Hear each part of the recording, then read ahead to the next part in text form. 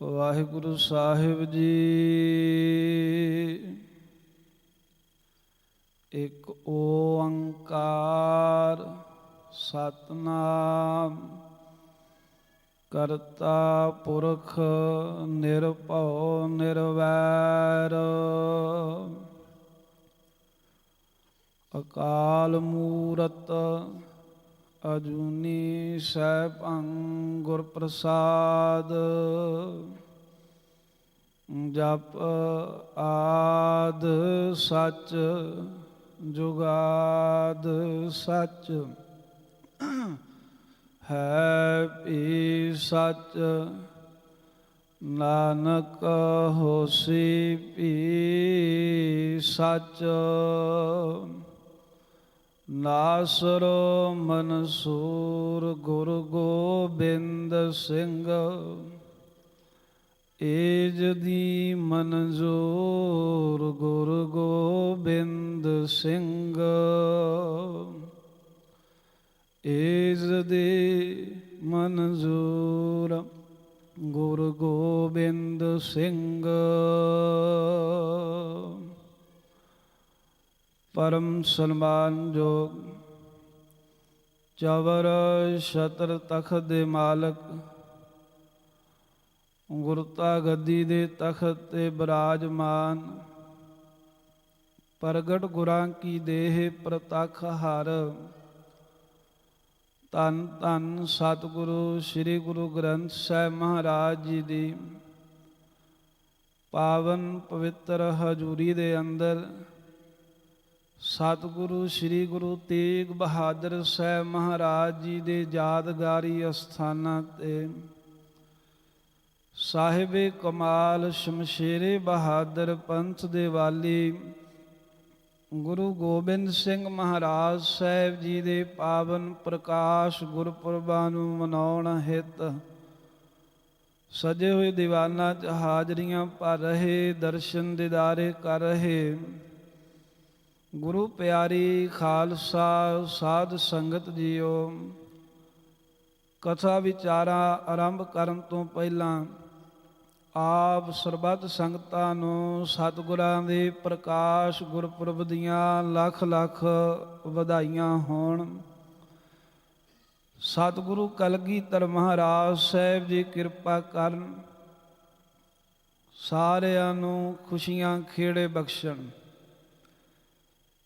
ਕਿਉਂਕਿ ਸਤਿਪੁਰਖ ਜਿਨ ਜਾਣਿਆ, ਸਤਿਗੁਰ ਤਿਸ ਕਾ ਨਾਉ। ਤਿਸ ਕੈ ਸੰਗ ਸਿਖ ਉਧਰੇ, ਨਾਨਕ ਹਰ ਗੁਣ ਗਾਓ। ਸਤਿਗੁਰੂ ਕਲਗੀਧਰ ਮਹਾਰਾਜ ਜੀ ਕੌਣ ਹਨ? ਸਤਿਗੁਰੂ ਦੀ ਮਹਿਮਾ ਗੁਰਬਾਣੀ ਦੇ ਵਿੱਚ ਸਾਹਿਬਾਂ ਨੇ ਕੀਤੀ ਹੈ, ਜਿਨ੍ਹਾਂ ਨੇ ਸਤਿਪੁਰਖ ਪਰਮੇਸ਼ਰ ਨੂੰ ਜਾਣਿਆ ਹੈ। ਤੇ ਗੁਰੂ ਸਾਹਿਬ ਨੇ ਸਤਿਪੁਰਖ ਨੂੰ ਕੈਸਾ ਜਾਣਿਆ ਏ? ਇਹ ਬਿਦ ਕਰਤ ਤਪੱਸਿਆ ਭਇਓ ਦ્વੈ ਤੇ ਏਕ ਰੂਪ ਹੋਏ ਗਇਓ।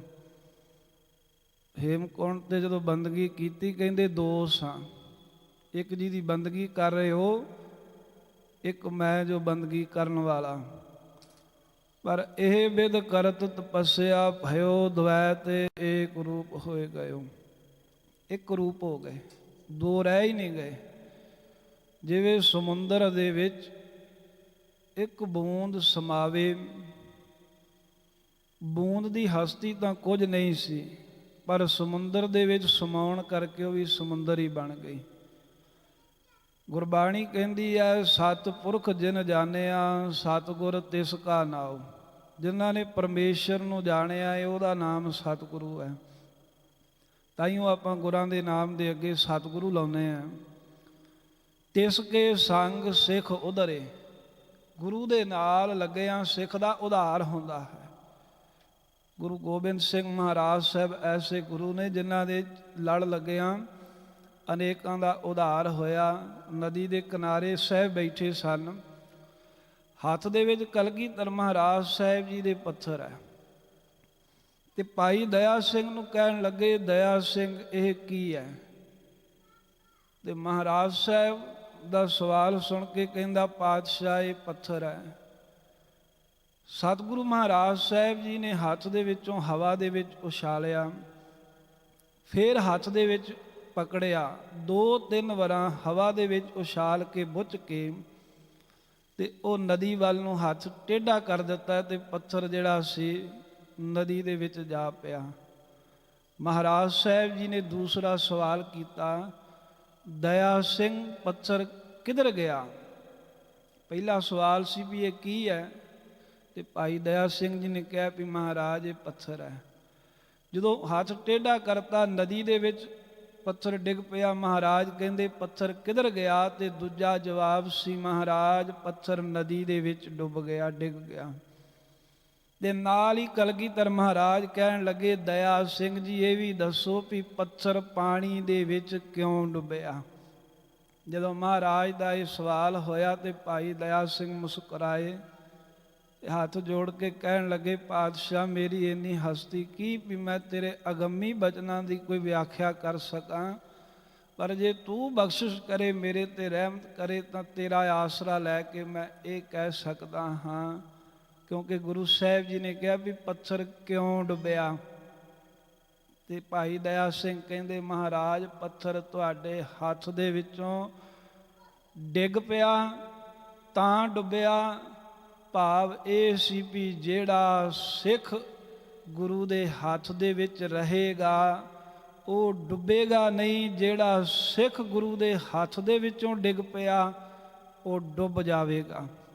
ਉਹ ਕਾਮ ਵਿੱਚ ਡੁੱਬੇਗਾ, ਉਹ ਕ੍ਰੋਧ ਵਿੱਚ, ਲੋਭ ਵਿੱਚ, ਮੋਹ ਵਿੱਚ, ਹੰਕਾਰ ਵਿੱਚ ਡੁੱਬੇਗਾ, ਉਹ ਲੜਾਈਆਂ 'ਚ ਡੁੱਬੇਗਾ, ਉਹ ਝਗੜਿਆਂ 'ਚ ਡੁੱਬੇਗਾ, ਉਹਦਾ ਜੀਵਨ ਗਰਕ ਹੋਵੇਗਾ ਜਿਹੜਾ ਗੁਰੂ ਦੇ ਹੱਥ ਦੇ ਵਿੱਚੋਂ ਛੁੱਟ ਗਿਆ। ਇਹ ਪੱਥਰ ਦੀ ਉਦਾਹਰਨ ਸੀ, ਪਰ ਮਹਾਰਾਜ ਸਾਹਿਬ ਦੇ ਕਹਿਣ ਦਾ ਭਾਵ ਇਹੀ ਸੀ ਵੀ ਜਿਵੇਂ ਹੱਥ ਵਿੱਚੋਂ ਡਿੱਗਿਆ ਪੱਥਰ ਡੁੱਬ ਗਿਆ, ਇਵੇਂ ਜਿਹੜਾ ਸਿੱਖ ਗੁਰੂ ਤੋਂ ਦੂਰ ਹੋ ਜਾਂਦਾ ਏ, ਗੁਰੂ ਸਾਹਿਬ ਦੇ ਬਚਨਾਂ ਤੋਂ ਦੂਰ ਹੁੰਦਾ ਏ, ਉਹ ਸਿੱਖ ਵੀ ਡੁੱਬ ਜਾਂਦਾ ਹੈ, ਨਸ਼ਿਆਂ ਵਿੱਚ, ਵਿਕਾਰਾਂ 'ਚ ਗਲਤਾਨ ਹੁੰਦਾ। ਇਸ ਕਰਕੇ ਯਤਨ ਇਹ ਕਰੀਏ ਵੀ ਮਹਾਰਾਜ ਅਸੀਂ ਤੁਹਾਡੇ ਹੱਥ ਵਿੱਚ ਰਹੀਏ, ਭਾਵ ਤੁਹਾਡੀ ਆਗਿਆ ਦੇ ਵਿੱਚ ਰਹੀਏ, ਕਿਉਂਕਿ ਜਿੰਨਾ ਚਿਰ ਤੁਹਾਡੇ ਆਗਿਆ 'ਚ ਰਹਾਂਗੇ ਉਹਨਾਂ ਚਿਰ ਡੁੱਬਣ ਤੋਂ ਬਚੇ ਰਹਾਂਗੇ। ਤਾਈਓ ਸਾਹਿਬ ਕਹਿੰਦੇ, ਤਿਸ ਕੈ ਸੰਗ ਸਿੱਖ ਉਧਰੈ, ਨਾਨਕ ਹਰ ਗੁਣ ਗਾਓ। ਸਤਿਗੁਰੂ ਦੀ ਸੰਗਤ ਕਰਕੇ ਸਿੱਖ ਦਾ ਉਧਾਰ ਹੁੰਦਾ ਏ ਤੇ ਪਰਮੇਸ਼ਰ ਦੇ ਗੁਣ ਗਾਉਣ ਨੂੰ ਮਿਲਦੇ ਹਨ। ਸਾਧ ਸੰਗਤ ਜੀ, ਗੁਰੂ ਕਲਗੀਧਰ ਮਹਾਰਾਜ ਸਾਹਿਬ ਦੇ ਜੀਵਨ ਦੇ ਇਤਿਹਾਸ ਦੇ ਪ੍ਰਸੰਗ ਆਪਾਂ ਸੁਣਦੇ ਆਂ।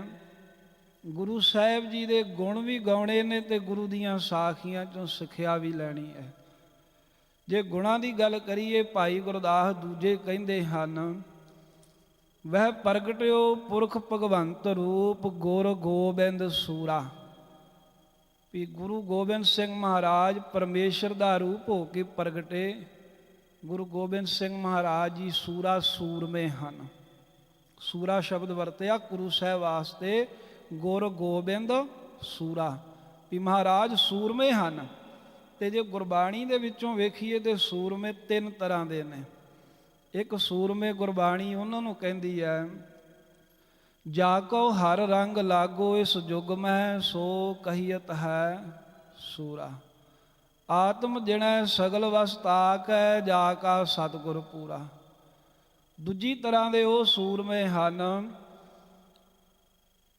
ਸੂਰਮਿਆਂ ਦੀ ਗਿਣਤੀ ਦੇ ਵਿੱਚੋਂ ਸੂਰਾ ਸੋ ਪਹਿਚਾਨੀਐ, ਜੋ ਲਰੈ ਦੀਨ ਕੇ ਹੇਤ, ਪੁਰਜਾ ਪੁਰਜਾ ਕਟ ਮਰੈ, ਕਬਹੂ ਨਾ ਛਾੜੈ ਖੇਤ।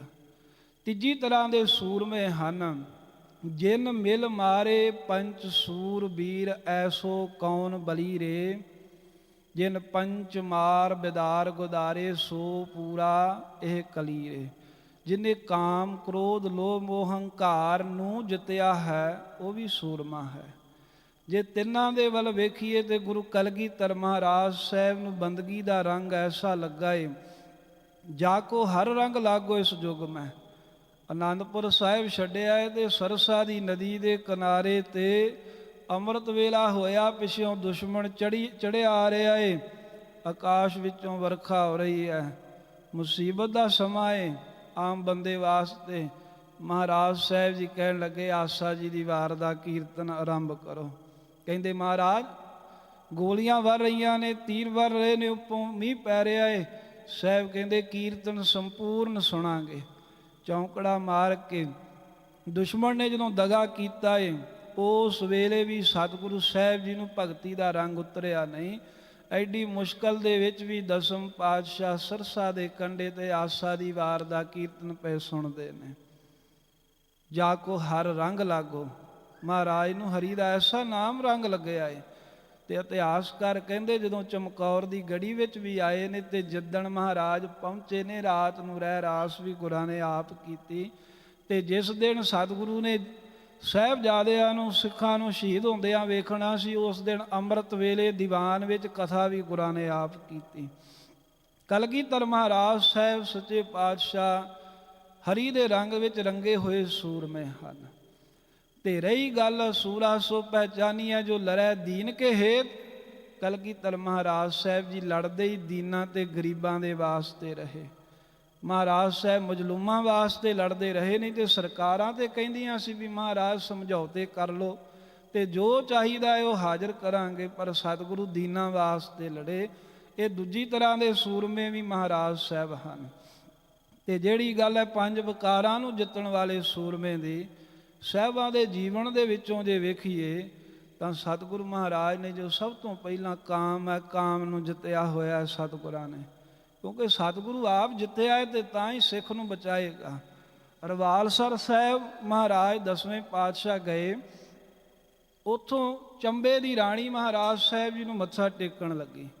ਸਤਿਗੁਰੂ ਤੀਰ ਦੇ ਨਾਲ ਆਸ਼ੀਰਵਾਦ ਦਿੰਦੇ ਸਨ ਤੇ ਉਹ ਮਹਾਰਾਜ ਦਾ ਨੂਰਾਨੀ ਚਿਹਰਾ ਵੇਖ ਕੇ ਚੰਬੇ ਦੀ ਰਾਣੀ ਕਹਿਣ ਲੱਗੀ, ਮਹਾਰਾਜ ਅਸੀਂ ਰਾਜੇ ਆਏ ਹਾਂ, ਤੁਹਾਡੇ ਖਾਸ ਸੇਵਕ ਹਾਂ, ਆਪਣੇ ਹੱਥ ਦੇ ਨਾਲ ਮੈਨੂੰ ਆਸ਼ੀਰਵਾਦ ਦਿਓ, ਆਪਣਾ ਹੱਥ ਮੇਰੀ ਪਿੱਠ ਤੇ ਰੱਖੋ। ਤਾਂ ਧੰਨ ਗੁਰੂ ਕਲਗੀਧਰ ਮਹਾਰਾਜ ਸਾਹਿਬ ਕਹਿਣ ਲੱਗੇ, ਰਾਣੀ ਇਹ ਜਿਹੜੇ ਮੇਰੇ ਹੱਥ ਹਨ ਇਹ ਮੇਰੀ ਆਪਣੀ ਧਰਮ ਪਤਨੀ ਤੋਂ ਸਿਵਾ ਕਿਸੇ ਹੋਰ ਦੂਜੀ ਔਰਤ ਨੂੰ ਨਹੀਂ ਛੁਹਾਉਂਦੇ। ਕਿਉਂ? ਸੁਧ ਜਬ ਤੇ ਹਮ ਧਰੀ, ਕਹਿੰਦੇ ਮੇਰੇ ਪਿਤਾ ਨੇ ਮੈਨੂੰ ਸਿੱਖਿਆ ਦਿੱਤੀ ਹੈ, ਸੁਧ ਜਬ ਤੇ ਹਮ ਧਰੀ, ਬਚਨ ਗੁਰ ਦਏ ਹਮਾਰੇ ਪੂਤ ਇਹ ਪ੍ਰਣ ਤੋਹੇ, ਪ੍ਰਾਣ ਜਬ ਲਗ ਘਟ ਸਾਰੇ, ਨਿਜ ਨਾਰੀ ਕੇ ਸਾਥ ਨਿਹੋ ਤੁਮ ਨਿਤ ਬੜਈਓ, ਪਰ ਨਾਰੀ ਕੀ ਸੇਜ ਭੋਲ ਸੁਪਨਾ ਹੋਣਾ ਚਾਹੀਓ।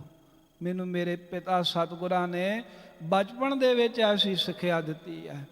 ਉਹਦਾ ਸਿਰ ਗੁਰਾਂ ਦੇ ਚਰਨਾਂ ਤੇ ਝੁਕ ਗਿਆ ਤੇ ਰਾਜਾ ਤੇ ਰਾਣੀ ਮਹਾਰਾਜ ਦੇ ਪ੍ਰੇਮੀ ਬਣ ਕੇ ਗਏ, ਕਿਉਂਕਿ ਕਾਮ ਜਿੱਤਿਆ ਹੋਇਆ ਹੈ ਸਾਹਿਬਾਂ ਨੇ। ਦੂਜੇ ਨੰਬਰ ਤੇ ਆਉਂਦਾ ਹੈ ਕ੍ਰੋਧ। ਗੁਰੂ ਕਲਗੀਧਰ ਮਹਾਰਾਜ ਸਾਹਿਬ ਜੀ ਨੇ ਕ੍ਰੋਧ ਵੀ ਜਿੱਤਿਆ ਹੋਇਆ ਹੈ।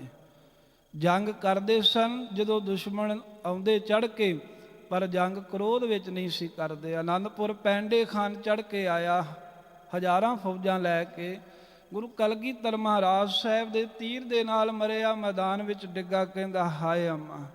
ਸਤਿਗੁਰੂ ਇਹਦੇ ਨੇੜੇ ਗਏ, ਗਰਮੀ ਦੀ ਰੁੱਤ ਸੀ, ਢਾਲ ਦੇ ਨਾਲ ਚਿਹਰੇ ਤੇ ਛਾਂ ਕੀਤੀ। ਕ੍ਰੋਧ ਬਿਲਕੁਲ ਨਹੀਂ ਹੈ, ਜੇ ਕ੍ਰੋਧ ਹੁੰਦਾ ਉਹਨੂੰ ਰੋਲ ਦੇ। ਸਤਿਗੁਰੂ ਮਹਾਰਾਜ ਸਾਹਿਬ ਜੀ ਬਸ ਜਿਹੜਾ ਸੂਰਮਿਆਂ ਦਾ ਧਰਮ ਨਿਭਾ ਰਹੇ ਸਨ, ਜੇ ਕ੍ਰੋਧ ਵਿੱਚ ਤਲਵਾਰ ਗੁਰਾਂ ਨੇ ਚਲਾਈ ਹੁੰਦੀ ਤੇ ਖਾਲਸਾ ਹੋਣਾ ਹੀ ਸੀ ਨਿਆਰਾ, ਨਿਆਰਾ ਪਾਣੀ ਨਹੀਂ ਸੀ ਹੋਣਾ। ਕ੍ਰੋਧ ਨਹੀਂ ਹੈ। ਢਾਲ ਦੀ ਛਾਂ ਕਰਕੇ ਕਲਗੀਧਰ ਮਹਾਰਾਜ ਸਾਹਿਬ ਜੀ ਕਹਿਣ ਲੱਗੇ ਵੀ ਇਹ ਅੰਮਾ ਕਹਿਣ ਦਾ ਕਿਹੜਾ ਵੇਲਾ ਏ, ਕੋਈ ਖੁਦਾ ਦਾ ਨਾਂ ਲੈ ਪੈਂਦੇ ਖਾਨ, ਕੋਈ ਨਵਾਜ਼ ਪੜ੍ਹ ਲੈ, ਕੋਈ ਅੱਲਾ ਅੱਲਾ ਕਰ ਲਾ, ਕਿਉਂਕਿ ਹੁਣ ਤੇ ਤੇਰਾ ਆਖਰੀ ਸਮਾਂ, ਤੇਰੀ ਕਲਿਆਣ ਹੋ ਜੇ। ਕ੍ਰੋਧ ਬਿਲਕੁਲ ਨਹੀਂ ਹੈ। ਸੂਰਮੇ ਦਾ ਧਰਮ ਵੀ ਨਿਭਾਇਆ ਤੇ ਕਲਿਆਣ ਵੀ ਚਾਹੁੰਦੇ ਹਨ। ਇਸ ਕਰਕੇ ਕ੍ਰੋਧ ਨੂੰ ਵੀ ਮਹਾਰਾਜ ਸਾਹਿਬ ਜੀ ਨੇ ਜਿੱਤਿਆ ਹੈ, ਕਾਮ ਨੂੰ ਜਿੱਤਿਆ ਹੈ, ਕ੍ਰੋਧ ਨੂੰ ਜਿੱਤਿਆ ਤੇ ਲੋਭ ਵੀ ਕਲਗੀਧਰ ਸਾਹਿਬ ਨੇ ਜਿੱਤਿਆ। ਅਨੇਕਾਂ ਸਾਖੀਆਂ ਕਹਿ ਸਕਦੇ ਹਾਂ। ਬਚਪਨ ਦੀ ਸਾਖੀ ਹੈ, ਮਾਤਾ ਗੁਜਰੀ ਜੀ ਨੇ 2 ਕੰਗਣ ਸਤਿਗੁਰੂ ਸਾਹਿਬ ਜੀ ਨੂੰ ਪਹਿਨਾਏ ਤੇ ਮਹਾਰਾਜ ਹਾਣੀਆਂ ਨਾਲ ਖੇਡਣ ਵਾਸਤੇ ਗੰਗਾ ਦੇ ਕਿਨਾਰੇ ਜਾਂਦੇ ਹੁੰਦੇ ਸਨ। ਖੇਡ ਕੇ ਸ਼ਾਮ ਨੂੰ ਆਉਣ ਲੱਗੇ ਤੇ ਇੱਕ ਕੰਗਣ ਲਾ ਕੇ ਵਗਾ ਕੇ ਗੰਗਾ ਨਦੀ ਦੇ ਵਿੱਚ ਸੁੱਟ ਦਿੱਤਾ। ਜਦੋਂ ਆਏ ਤੇ ਮਾਤਾ ਜੀ ਨੇ ਪੁੱਛਿਆ ਵੀ ਲਾਲ ਜੀ ਕੰਗਣ ਦੀ ਇੱਕ ਹੈ, ਤਾਂ ਨਾਲ ਦੇ ਹਾਣੀ ਕਹਿਣ ਲੱਗੇ ਮਾਂ ਇਹ ਗੋਬਿੰਦ ਰਾਏ ਜੀ ਆਪਣਾ ਕੰਗਣ ਗੰਗਾ ਵਿੱਚ ਸੁੱਟ ਆਏ ਨੇ। ਅਗਲੀ ਸਵੇਰ ਹੋਈ, ਮਾਂ ਕਹਿੰਦੀ ਚੱਲ ਮੇਰੇ ਨਾਲ ਪੁੱਤ 10 ਕੰਗਣ ਕਿੱਥੇ ਸੁੱਟਿਆ, ਤੇ ਗੰਗਾ ਦੇ ਕਿਨਾਰੇ ਤੇ ਪਹੁੰਚੇ। ਤੇ ਮਾਂ ਗੁਜਰੀ ਕਹਿੰਦੇ ਕਿੱਥੇ ਸੁੱਟਿਆ ਸੀ ਪੁੱਤ ਕੰਗਣ? ਤੇ ਕਹਿੰਦੇ ਮਾਂ ਉਹ ਗੰਗਾ ਵੱਲ ਵੇਖ। ਜਿੰਨੇ ਚਿਰ ਨੂੰ ਮਾਂ ਗੰਗਾ ਵੱਲ ਵੇਖਦੀ, ਮਹਾਰਾਜ ਨੇ ਦੂਜਾ ਕੰਗਣ ਵੀ ਲਾ ਕੇ ਵਗਾ ਕੇ ਸੁੱਟਿਆ। ਕਹਿੰਦੇ ਮਾਂ ਜਿੱਥੇ ਆ ਡਿੱਗਾ ਈ ਉੱਥੇ ਕੀ ਕੱਲ ਸੁੱਟਿਆ ਸੀ। ਹੈ ਹੀ ਨਹੀਂ ਲਾਲਚ, ਲੋਭ ਹੈ ਹੀ ਨਹੀਂ ਸਤਿਗੁਰਾਂ ਦੇ ਅੰਦਰ। ਇਹ ਮਾਨੋ ਜਣਾ ਰਹੇ ਹੋਣ ਵੀ ਇਹ ਸੋਨੇ ਦੇ ਕੰਗਣਾਂ ਦਾ ਲੋਭ ਨਹੀਂ ਕਰਨਾ ਮਾਂ, ਅਸੀਂ ਤਾਂ ਸਰਬਲੋਏ ਦੇ ਕੜੇ ਪਾਉਣੇ ਨੇ, ਕਿਉਂਕਿ ਸਤਿਗੁਰੂ ਸਾਹਿਬ ਜੀ ਨੇ ਸਰਬਲੋਹ ਕੀ ਰਛਿਆ ਹਮਨੈ। ਸਾਹਿਬਾਂ ਨੇ ਸਰਬਲੋਹ ਅਕਾਲ ਪੁਰਖ ਦੀ ਰਛਿਆ ਮੰਗੀ ਹੈ ਕਿ ਸਰਬਲੋਹ ਕੀ ਰਛਿਆ ਹਮਨੈ, ਸਰਬਲੋਹ ਦੇ ਕੜੇ ਪਾਵਾਂਗੇ। ਕੰਗਣਾਂ ਦਾ ਲੋਭ ਹੀ ਨਹੀਂ ਕੀਤਾ। ਆਨੰਦਪੁਰ ਵੀ ਛੱਡਣ ਲੱਗਿਆਂ ਸਾਰੇ ਕਹਿੰਦੇ ਸੀ ਮਹਾਰਾਜ ਬਹੁਤ ਮਾਇਆ ਹੈ, ਬੰਨ੍ਹ ਕੇ ਲੈ ਜਾਈਏ। ਸਤਿਗੁਰਾਂ ਸਾਰਾ ਕੁਝ ਸਤਲੁਜ ਦਰਿਆ ਦੇ ਵਿੱਚ ਰੋੜ ਦਿੱਤਾ, ਪਰ ਕੁਝ ਆਪਣੇ ਨਾਲ ਨਾ ਲਿਆ। ਲੋਭ ਨੂੰ ਕਲਗੀਧਰ ਮਹਾਰਾਜ ਸਾਹਿਬ ਜੀ ਨੇ ਜਿੱਤਿਆ ਹੋਇਆ ਹੈ। ਮੋਹ ਵੀ ਮਹਾਰਾਜ ਨੇ ਜਿੱਤਿਆ ਏ। ਮੋਹ ਸਾਧ ਸੰਗਤ ਜੀ, ਜਦੋਂ ਬੱਚਾ ਛੋਟਾ ਹੁੰਦਾ ਹੈ ਤੇ ਉਹਨੂੰ ਆਪਣੇ ਪਿਓ ਦਾ ਮੋਹ ਹੁੰਦਾ ਹੈ, ਆਪਣੇ ਬਾਪ ਦਾ। ਤੇ ਜਦੋਂ ਉਹੀ ਬੱਚਾ ਬਾਪ ਬਣਦਾ ਹੈ ਤੇ ਬਾਪ ਨੂੰ ਆਪਣੇ ਬੱਚਿਆਂ ਦਾ ਮੋਹ ਹੁੰਦਾ ਹੈ। ਕਲਗੀਧਰ ਮਹਾਰਾਜ ਨੇ ਤਾਂ ਨਾ ਬਾਪ ਦਾ ਮੋਹ ਕੀਤਾ। ਜਦੋਂ ਕਸ਼ਮੀਰੀ ਪੰਡਤਾਂ ਨੇ ਫਰਿਆਦ ਕੀਤੀ ਤੇ ਸਾਹਿਬਾਂ ਨੇ 9 ਵਰ੍ਹਿਆਂ ਦੀ ਉਮਰ ਦੇ ਵਿੱਚ ਆਪਣੇ ਪਿਤਾ ਨੂੰ ਸ਼ਹਾਦਤ ਵਾਸਤੇ ਜਾਣ ਲਈ ਹਾਮੀ ਭਰੀ। ਗੁਰੂ ਤੇਗ ਬਹਾਦਰ ਸਾਹਿਬ ਦੀ ਸ਼ਹਾਦਤ ਸਮੇਂ ਬਾਪ ਦਾ ਮੋਹ ਨਹੀਂ ਕੀਤਾ। ਜਿੱਦਣ ਬਾਪ ਬਣੇ ਆਏ ਚਮਕੌਰ ਦੀ ਗੜੀ ਦੇ ਵਿੱਚ, ਨਾਲ 3 ਸਿੰਘ ਲੈ ਕੇ ਗਏ ਸਨ। ਜਦੋਂ ਸਿੰਘਾਂ ਨੇ ਕਿਹਾ, ਭਾਈ ਦਇਆ ਸਿੰਘ, ਧਰਮ ਸਿੰਘ ਤੇ ਮਾਨ ਸਿੰਘ ਵੀ ਤੇ ਗਏ ਸੀ, ਜੇ ਮਹਾਰਾਜ ਬੱਚਿਆਂ ਦਾ ਮੋਹ ਕਰਦੇ ਤਾਂ ਸਾਹਿਬਜ਼ਾਦਿਆਂ ਨੂੰ ਵੀ ਬਾਹਰ ਲਿਜਾ ਸਕਦੇ ਸੀ। ਮਹਾਰਾਜ ਨੇ ਬੱਚਿਆਂ ਦਾ ਮੋਹ ਨਹੀਂ ਕੀਤਾ। ਵੱਡੇ ਸਾਹਿਬਜ਼ਾਦੇ ਚਮਕੌਰ ਦੀ ਜੰਗ ਵਿੱਚ ਸ਼ਹੀਦ ਹੋਏ ਤੇ ਛੋਟੇ ਮਹਾਰਾਜ ਸਾਹਿਬ ਦੇ ਸਰਹੰਦ ਦੇ ਅੰਦਰ ਨੀਹਾਂ ਦੇ ਵਿੱਚ ਚਿਣ ਕੇ ਸ਼ਹੀਦੀਆਂ ਪਾ ਗਏ। ਨਾ ਬਾਪ ਦਾ ਮੋਹ ਕੀਤਾ, ਨਾ ਮਹਾਰਾਜ ਕਲਗੀਧਰ ਸਾਹਿਬ ਨੇ ਬੱਚਿਆਂ ਦਾ ਮੋਹ ਕੀਤਾ। ਮੋਹ ਨੂੰ ਵੀ ਜਿੱਤਿਆ ਹੋਇਆ ਹੈ। ਹੰਕਾਰ ਵੀ ਸਤਿਗੁਰੂ ਸਾਹਿਬ ਦੇ ਅੰਦਰ ਨਹੀਂ। ਸਤਿਗੁਰੂ ਸਾਹਿਬ ਤਾਂ ਕਹਿੰਦੇ ਨੇ ਮੈਂ ਹਾਂ ਪਰਮ ਪੁਰਖ ਕੋ ਦਾਸਾ। ਦਾਸ ਖਵਾਉਣਾ ਔਖਾ ਏ, ਚੇਲਾ ਨਹੀਂ ਖਵਾਉਂਦਾ ਕੋਈ। ਚੇਲੇ ਤੋਂ ਭਾਵ ਹੁੰਦਾ ਨੀਵਾਂ ਹੋਣਾ। ਚੇਲੇ ਤੋਂ ਭਾਵ ਹੁੰਦਾ ਆਪਣੇ ਆਪ ਨੂੰ ਸੇਵਕ ਮੰਨਣਾ। ਮਹਾਰਾਜ ਸਾਹਿਬ ਜੀ ਕਹਿੰਦੇ ਮੈਂ ਹਾਂ ਪਰਮ ਪੁਰਖ ਕੋ ਦਾਸਾ। ਸਤਿਗੁਰੂ ਤਾਂ ਇੱਥੋਂ ਤੀਕਰ ਕਹਿ ਦਿੰਦੇ ਨੇ, ਕਹਿੰਦੇ ਮੈਂ ਆਪਣੇ ਆਪ ਨਹੀਂ ਸਜਿਆ ਹੀ ਨਹੀਂ ਕਿ ਕਿਰਪਾ ਕੇ ਸਜੇ ਹਮ ਹੈ, ਨਹੀਂ ਮੋਹ ਸੇ ਗਰੀਬ ਕਰੋੜ ਪਰੇ। ਮੇਰੇ ਵਰਗੇ ਦੇ ਕਰੋੜਾਂ ਨੇ ਜਾਣ ਤੇ ਇਹਦੇ ਮੈਂ ਇਹਨਾਂ ਦੀ ਖਾਲਸੇ ਦੀ ਸਿੱਖਾਂ ਦੀ ਕਿਰਪਾ ਦੇ ਨਾਲ ਸਜਿਆ।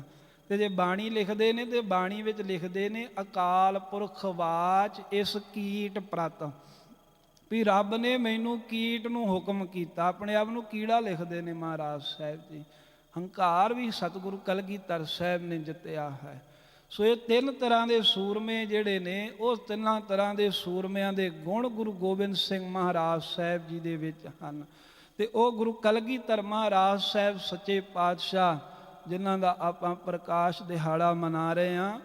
ਸਾਧ ਸੰਗਤ ਜੀ, ਸਤਿਗੁਰੂ ਸਾਹਿਬ ਜੀ ਦੀਆਂ ਜੋ ਸਾਖੀਆਂ ਆਪਾਂ ਸੁਣਦੇ ਹਾਂ, ਉਹਨਾਂ ਦੇ ਵਿੱਚੋਂ ਸਾਨੂੰ ਸੇਧ ਮਿਲਦੀ ਹੈ। ਤੇ ਜੇ ਉਹ ਆਪਾਂ ਸੇਧ ਲੈ ਕੇ ਜਾਈਏ, ਫੇਰ ਹੀ ਸਾਡੇ ਗੁਰਪੁਰਬ ਮਨਾਏ ਹੋਏ ਲੇਖੇ 'ਚ ਪੈ ਜਾਣਗੇ। ਜਿਸ ਤਰ੍ਹਾਂ ਗੁਰੂ ਗੋਬਿੰਦ ਸਿੰਘ ਮਹਾਰਾਜ ਸਾਹਿਬ ਸੱਚੇ ਪਾਤਸ਼ਾਹ ਨੇ ਇੱਕ ਵਾਰਾਂ ਹੁਕਮ ਕੀਤਾ ਸਿੱਖਾਂ ਨੂੰ, ਕਿਉਂਕਿ ਅਸੀਂ ਹੁਕਮ ਵੀ ਆਪਣੀ ਮਰਜ਼ੀ ਦੇ ਨਾਲ ਕਿਹੜਾ ਮੰਨਣਾ ਤੇ ਕਿਹੜਾ ਨਹੀਂ ਮੰਨਣਾ। ਜਿਵੇਂ ਦੁਕਾਨਾਂ 'ਤੇ ਜਾ ਕੇ ਤੇ ਚੀਜ਼ਾਂ ਆਪਾਂ ਵੇਖਦੇ ਹਾਂ ਨਾ ਵੀ ਆਹ ਲੈਣੀ ਹੈ ਕਿ ਆਹ ਨਹੀਂ ਲੈਣੀ, ਇੱਦਾਂ ਅਸੀਂ ਗੁਰੂ ਸਾਹਿਬ ਦੇ ਹੁਕਮ ਨੂੰ ਮੰਨਿਆ। ਮਹਾਰਾਜ ਸਿੱਖਾਂ ਨੂੰ ਸਮਝਾਉਂਦੇ ਵੀ ਹੁੰਦੇ ਸਨ ਤੇ ਇੱਕ ਕੋਈ ਖੇਡ ਕਰਦੇ ਹੁੰਦੇ। ਜਿੱਥੇ ਆਨੰਦਪੁਰ ਸਾਹਿਬ ਦੀਵਾਨ ਸਜਦਾ ਗੁਰੂ ਕਲਗੀਧਰ ਸਾਹਿਬ ਦਾ, ਉਹਦੇ ਪਿੱਛੇ ਇੱਕ ਦੀਵਾਰ ਸੀ।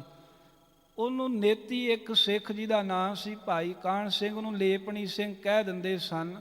ਉਹ ਕੰਧ ਦਾ ਲੇਪਣ ਕਰਦਾ। ਹੁਣ ਵਾਂਗ ਤਾਂ ਸੀਮੈਂਟ ਨਾਲ ਪਲਸਤਰ ਨਹੀਂ ਸਨ ਹੁੰਦੀਆਂ, ਤੇ ਉਹਨਾਂ ਨੂੰ ਲੇਪਣ ਕਰਨਾ ਪੈਂਦਾ।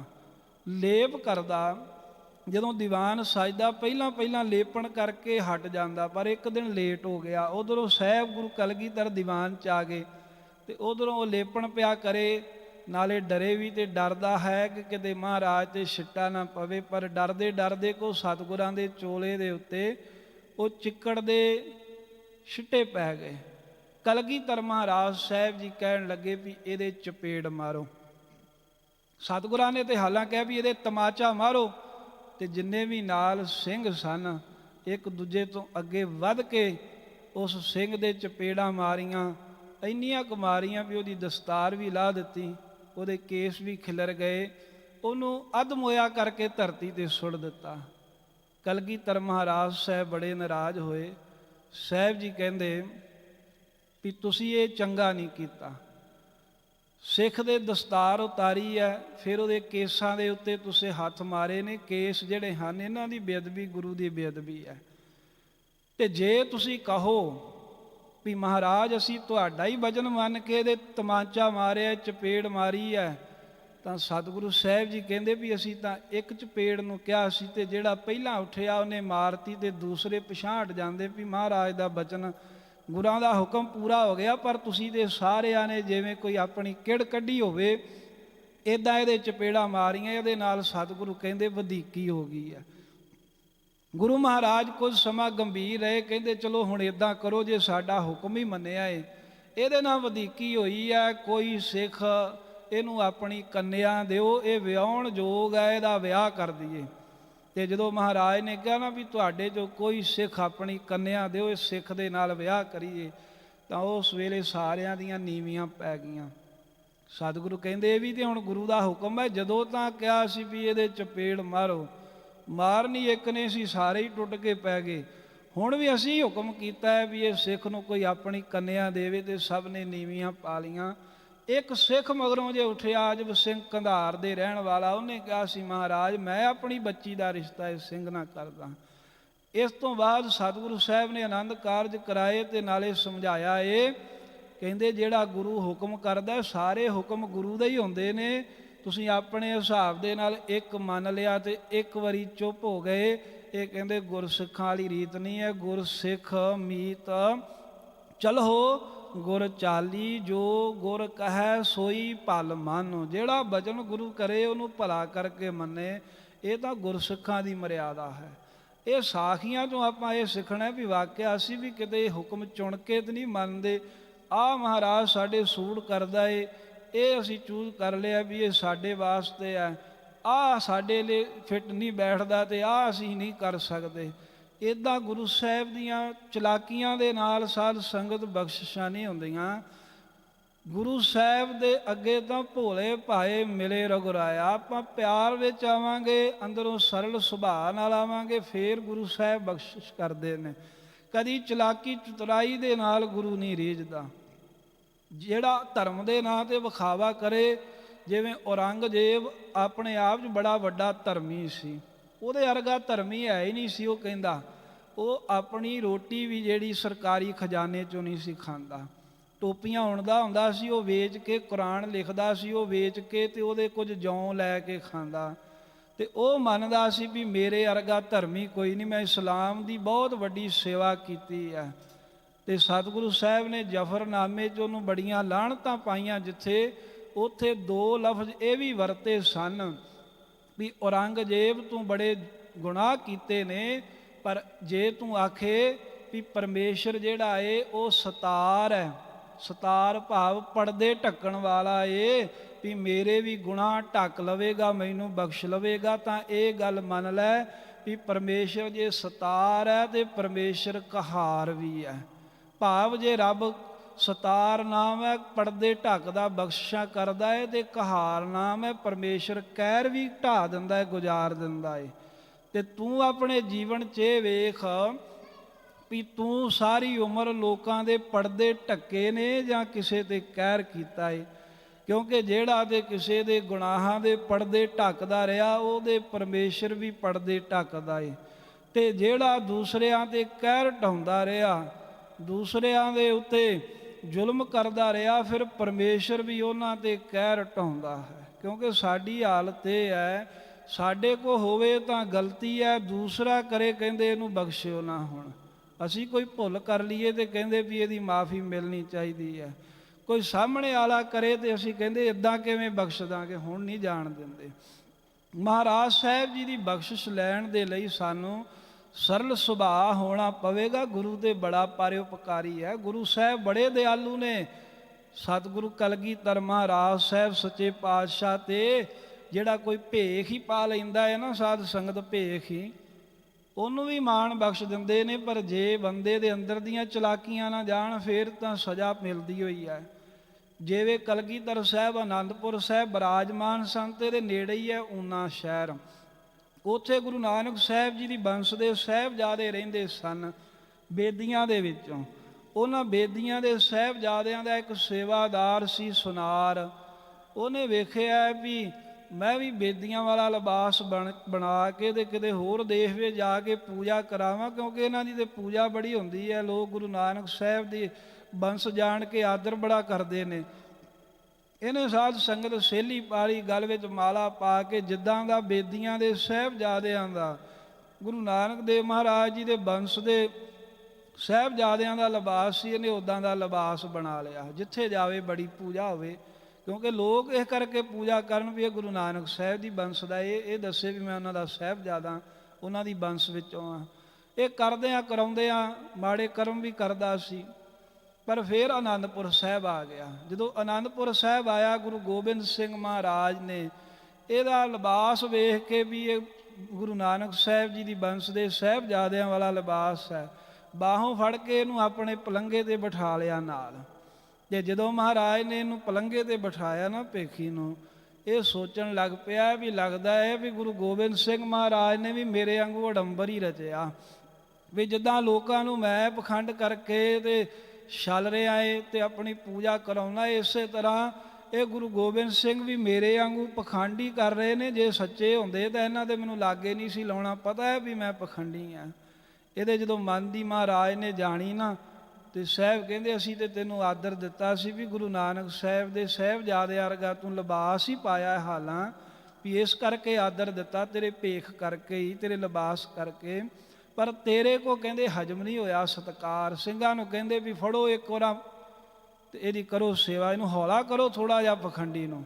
ਫਿਰ ਰੀਝ ਦੇ ਨਾਲ ਸਿੰਘਾਂ ਨੇ ਕੁੱਟਿਆ ਤੇ ਨਾਲ ਗੁਰੂ ਗੋਬਿੰਦ ਸਿੰਘ ਮਹਾਰਾਜ ਨੇ ਉਦੋਂ ਬਚਨ ਕਿਹਾ ਸੀ, ਭੇਖ ਦਿਖਾਏ ਜਗਤ ਕੋ ਲੋਗਨ ਕੋ ਬਸ ਕੀਨ ਅੰਤ ਕਾਲ ਕਾਤੀ ਕੱਟਿਓ ਬਾਸ ਨਰਕ ਮੋਲੀਨ। ਵੀ ਨਰਕਾਂ ਦੇ ਵਿੱਚ ਹੀ ਵਾਸਾ ਹੋਵੇਗਾ, ਵੀ ਲੋਕਾਂ ਨੂੰ ਤਾਂ ਠੱਗ ਲੇਗਾ। ਆਖਣ ਭੀਤਰ ਤੇਲ ਕੋ ਡਾਰ ਕੇ ਲੋਗਨ ਨੀਰ ਵਹਾਏ ਦਿਖਾਵੈ। ਵੀ ਕਈ ਇੱਦਾਂ ਦੇ ਪਖੰਡ ਕਰਦੇ ਵੀ ਅੱਖਾਂ 'ਚ ਲਾ ਕੇ ਸਰੋਂ ਦਾ ਤੇਲ ਲਾਗੇ ਤੇ ਪਾਣੀ ਵਗਦਾ ਤੇ ਕਹਿੰਦੇ ਸਾਨੂੰ ਤੇ ਵੈਰਾਗ ਬੜਾ ਆਉਂਦਾ। ਇੱਦਾਂ ਦੇ ਵੀ ਪਖੰਡੀ ਹੈਗੇ ਨੇ। ਤੇ ਆਖਣ ਭੀਤਰ ਤੇਲ ਕੋ ਡਾਰ ਕੇ ਲੋਗਨ ਨੀਰ ਵਹਾਏ ਦਿਖਾਵੇ, ਵੀ ਮੇਰੇ ਵਰਗਾ ਪੁੱਜਿਆ ਕੋਈ ਨਹੀਂ। ਮਹਾਰਾਜ ਸਾਹਿਬ ਜੀ ਕਹਿੰਦੇ ਪਰਮੇਸ਼ਰ ਦੇ ਦਰ 'ਤੇ ਜਿਹੜਾ ਹੈ ਨਾ ਇਹ ਪਖੰਡ ਇਹ ਜ਼ਾਹਰ ਹੋਵੇਗਾ, ਉੱਥੇ ਤੂੰ ਬਖਸ਼ਿਆ ਨਹੀਂ ਜਾਵੇਗਾ। ਧੰਨ ਗੁਰੂ ਗੋਬਿੰਦ ਸਿੰਘ ਮਹਾਰਾਜ ਸਾਹਿਬ ਜੀ ਨੇ ਫਿਰ ਉਹਨੂੰ ਸਜ਼ਾ ਦਿੱਤੀ। ਪਰ ਇੱਕ ਗੱਲ ਇਹ ਜਣਾਈ ਵੀ ਅਸੀਂ ਤਾਂ ਤੇਰਾ ਭੇਖ ਵੇਖ ਕੇ ਵੀ ਮਾਣ ਕੀਤਾ ਸੀ। ਜਿਹੜਾ ਸਿੱਖ ਆਪਣਾ ਲਿਬਾਸ ਹੀ ਗੁਰੂ ਦੀ ਸਿੱਖੀ ਵਾਲਾ ਬਣਾ ਲੈਂਦਾ ਹੈ, ਗੁਰੂ ਮਹਾਰਾਜ ਸਾਹਿਬ ਜੀ ਫਿਰ ਉਹਨੂੰ ਡੋਲਣ ਨਹੀਂ ਦਿੰਦੇ। ਜਿਵੇਂ ਭਾਈ ਜੋਗਾ ਸਿੰਘ ਸਿੱਖੀ ਦਾ ਲਿਬਾਸ ਸੀ, ਹੁਸ਼ਿਆਰਪੁਰ ਆ ਕੇ ਡੋਲ ਗਿਆ ਰਾਤ। ਮਹਾਰਾਜ ਨੇ ਸਾਰੀ ਰਾਤ ਪਹਿਰਾ ਦੇਵੇ, ਆਪ ਚੌਂਕੀਦਾਰ ਹੋ ਕੇ ਪਹਿਰਾ ਦੇ ਕੇ ਭਾਈ ਜੋਗਾ ਸਿੰਘ ਨੂੰ ਰੱਖਿਆ, ਮਾੜੇ ਪਾਸੇ ਨਹੀਂ ਜਾਣ ਦਿੱਤਾ। ਸਿੱਖ ਭੇਖ ਹੀ ਭਾਵੇਂ ਗੁਰੂ ਦਾ ਧਾਰੇ ਤਾਂ ਸਹੀ, ਗੁਰੂ ਸਾਹਿਬ ਜੀ ਆਪ ਕਿਰਪਾ ਕਰਦੇ ਨੇ। ਕਲਗੀਧਰ ਮਹਾਰਾਜ ਸਾਹਿਬ ਬੜੇ ਪਰਉਪਕਾਰੀ ਨੇ। ਬਚਪਨ ਦੀਆਂ ਅਨੇਕਾਂ ਸਾਖੀਆਂ ਦੇ ਵਿੱਚੋਂ ਇੱਕ ਪਰਉਪਕਾਰ ਦੀ ਸਾਖੀ ਮਹਾਰਾਜ ਜੀ ਦੀ ਇਹ ਵੀ ਆਉਂਦੀ ਹੈ ਵੀ ਗੁਰੂ ਸਾਹਿਬ ਦਾ ਜਿੱਥੇ ਟਿਕਾਣਾ ਸੀ ਪਟਨਾ ਸਾਹਿਬ, ਤਖਤ ਸਾਹਿਬ ਵਾਲੇ ਸਥਾਨ 'ਤੇ ਸਾਲਸਰਾਏ ਜੋਹਰੀ ਦੀ ਹਵੇਲੀ ਦੇ ਵਿੱਚ ਉਹਦੇ ਨੇੜੇ ਇੱਕ ਬਿਰਧ ਮਾਤਾ ਰਹਿੰਦੀ ਸੀ। ਅੱਖੋਂ ਮਸਾਂ ਹੀ ਦਿਖਦਾ, ਤੁਰਦੀ ਵੀ ਮਸਾਂ ਹੀ ਸੀ, ਪਰ ਉਹ ਚਰਖਾ ਕੱਤ ਕੇ ਪੂਣੀਆਂ ਬਣਾਉਂਦੀ। ਤੇ ਪੁਰਾਣੇ ਸਮਿਆਂ ਦੇ ਵਿੱਚ ਕੱਪੜੇ ਬੁਣਨ ਦਾ ਇਹੀ ਸਾਧਨ ਹੁੰਦਾ ਸੀ ਵੀ ਚਰਖਾ ਕੱਤਣਾ, ਪੂਣੀਆਂ ਕੱਤਣੀਆਂ, ਫਿਰ ਅੱਗੇ ਕੋਈ ਦਰੀ, ਕੋਈ ਖੇਸ, ਜੋ ਵੀ ਬਣਾਉਣਾ, ਚਾਦਰ ਬਣਾਈ ਜਾਂਦੀ। ਮਹਾਰਾਜ ਹਾਣੀਆਂ ਨੂੰ ਲੈ ਕੇ ਇਹਦੇ ਘਰੇ ਜਾਂਦੇ।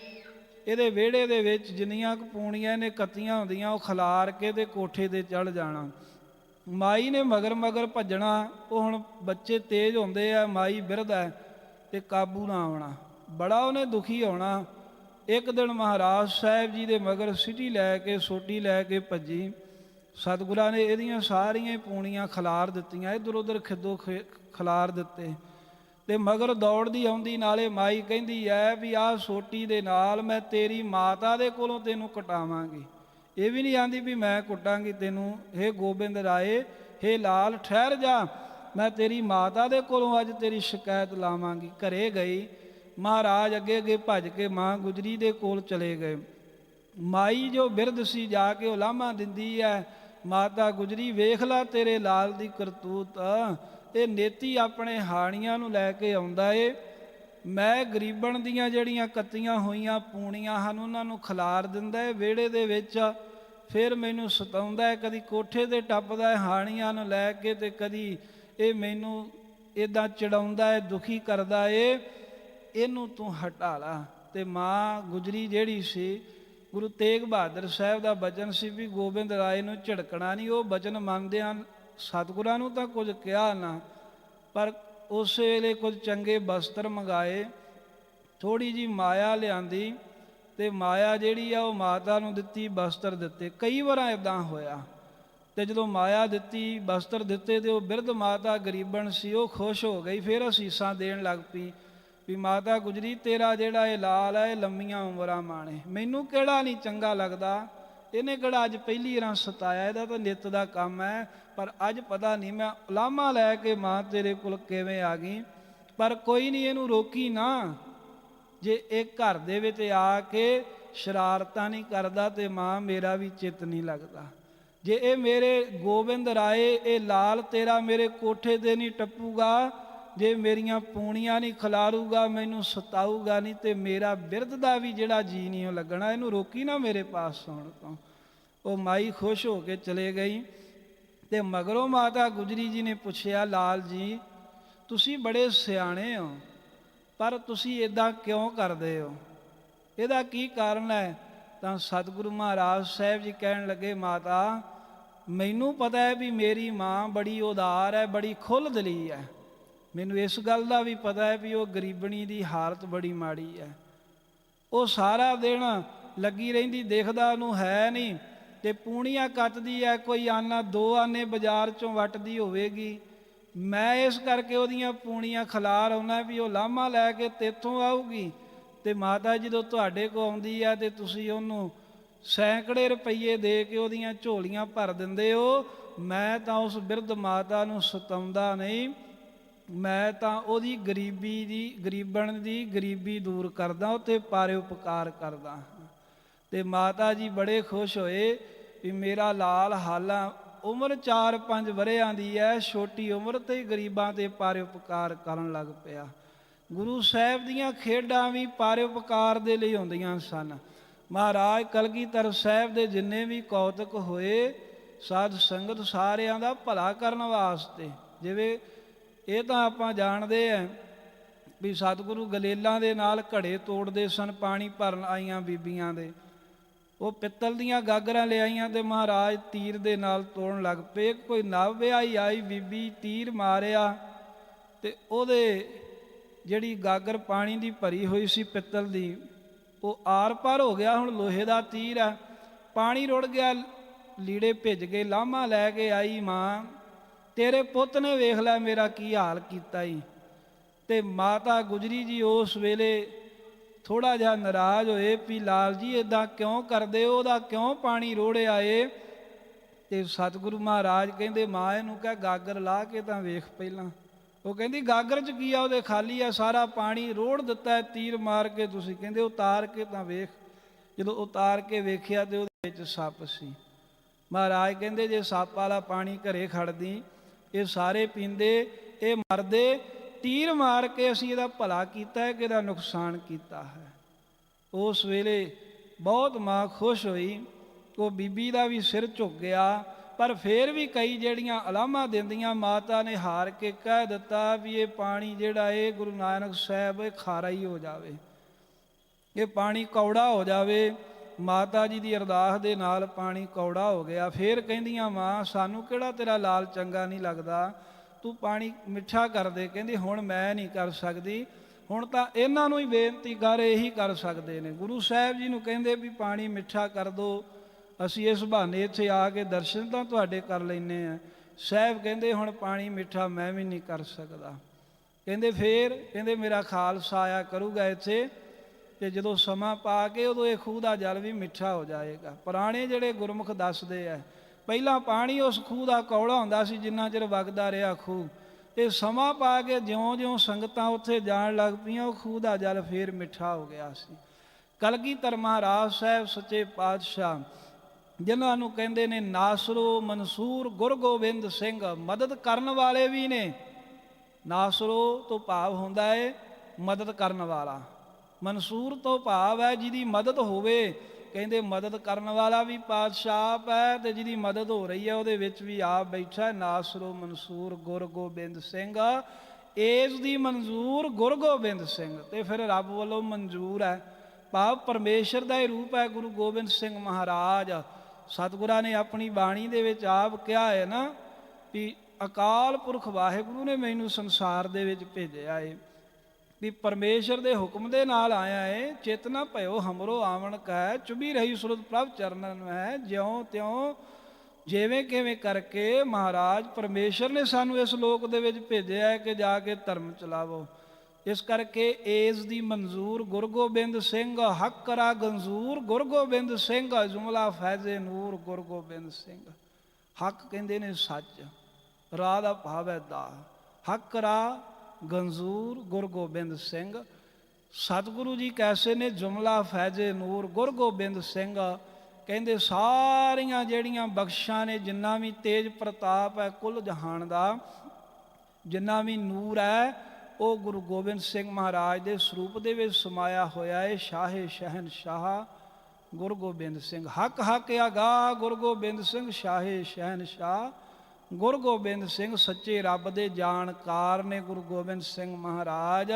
ਤੇ ਗੁਰੂ ਗੋਬਿੰਦ ਸਿੰਘ ਪਾਤਸ਼ਾਹਾਂ ਦੇ ਪਾਤਸ਼ਾਹ ਨੇ। ਕੈਸੇ ਪਾਤਸ਼ਾਹ ਨੇ? ਰਾਜਨ ਕੇ ਰਾਜਾ, ਮਹਾਰਾਜਨ ਕੇ ਮਹਾਰਾਜਾ, ਐਸੋ ਰਾਜ ਛੋੜ ਔਰ ਦੂਜਾ ਕੌਣ ਧਿਆਈ ਹੈ।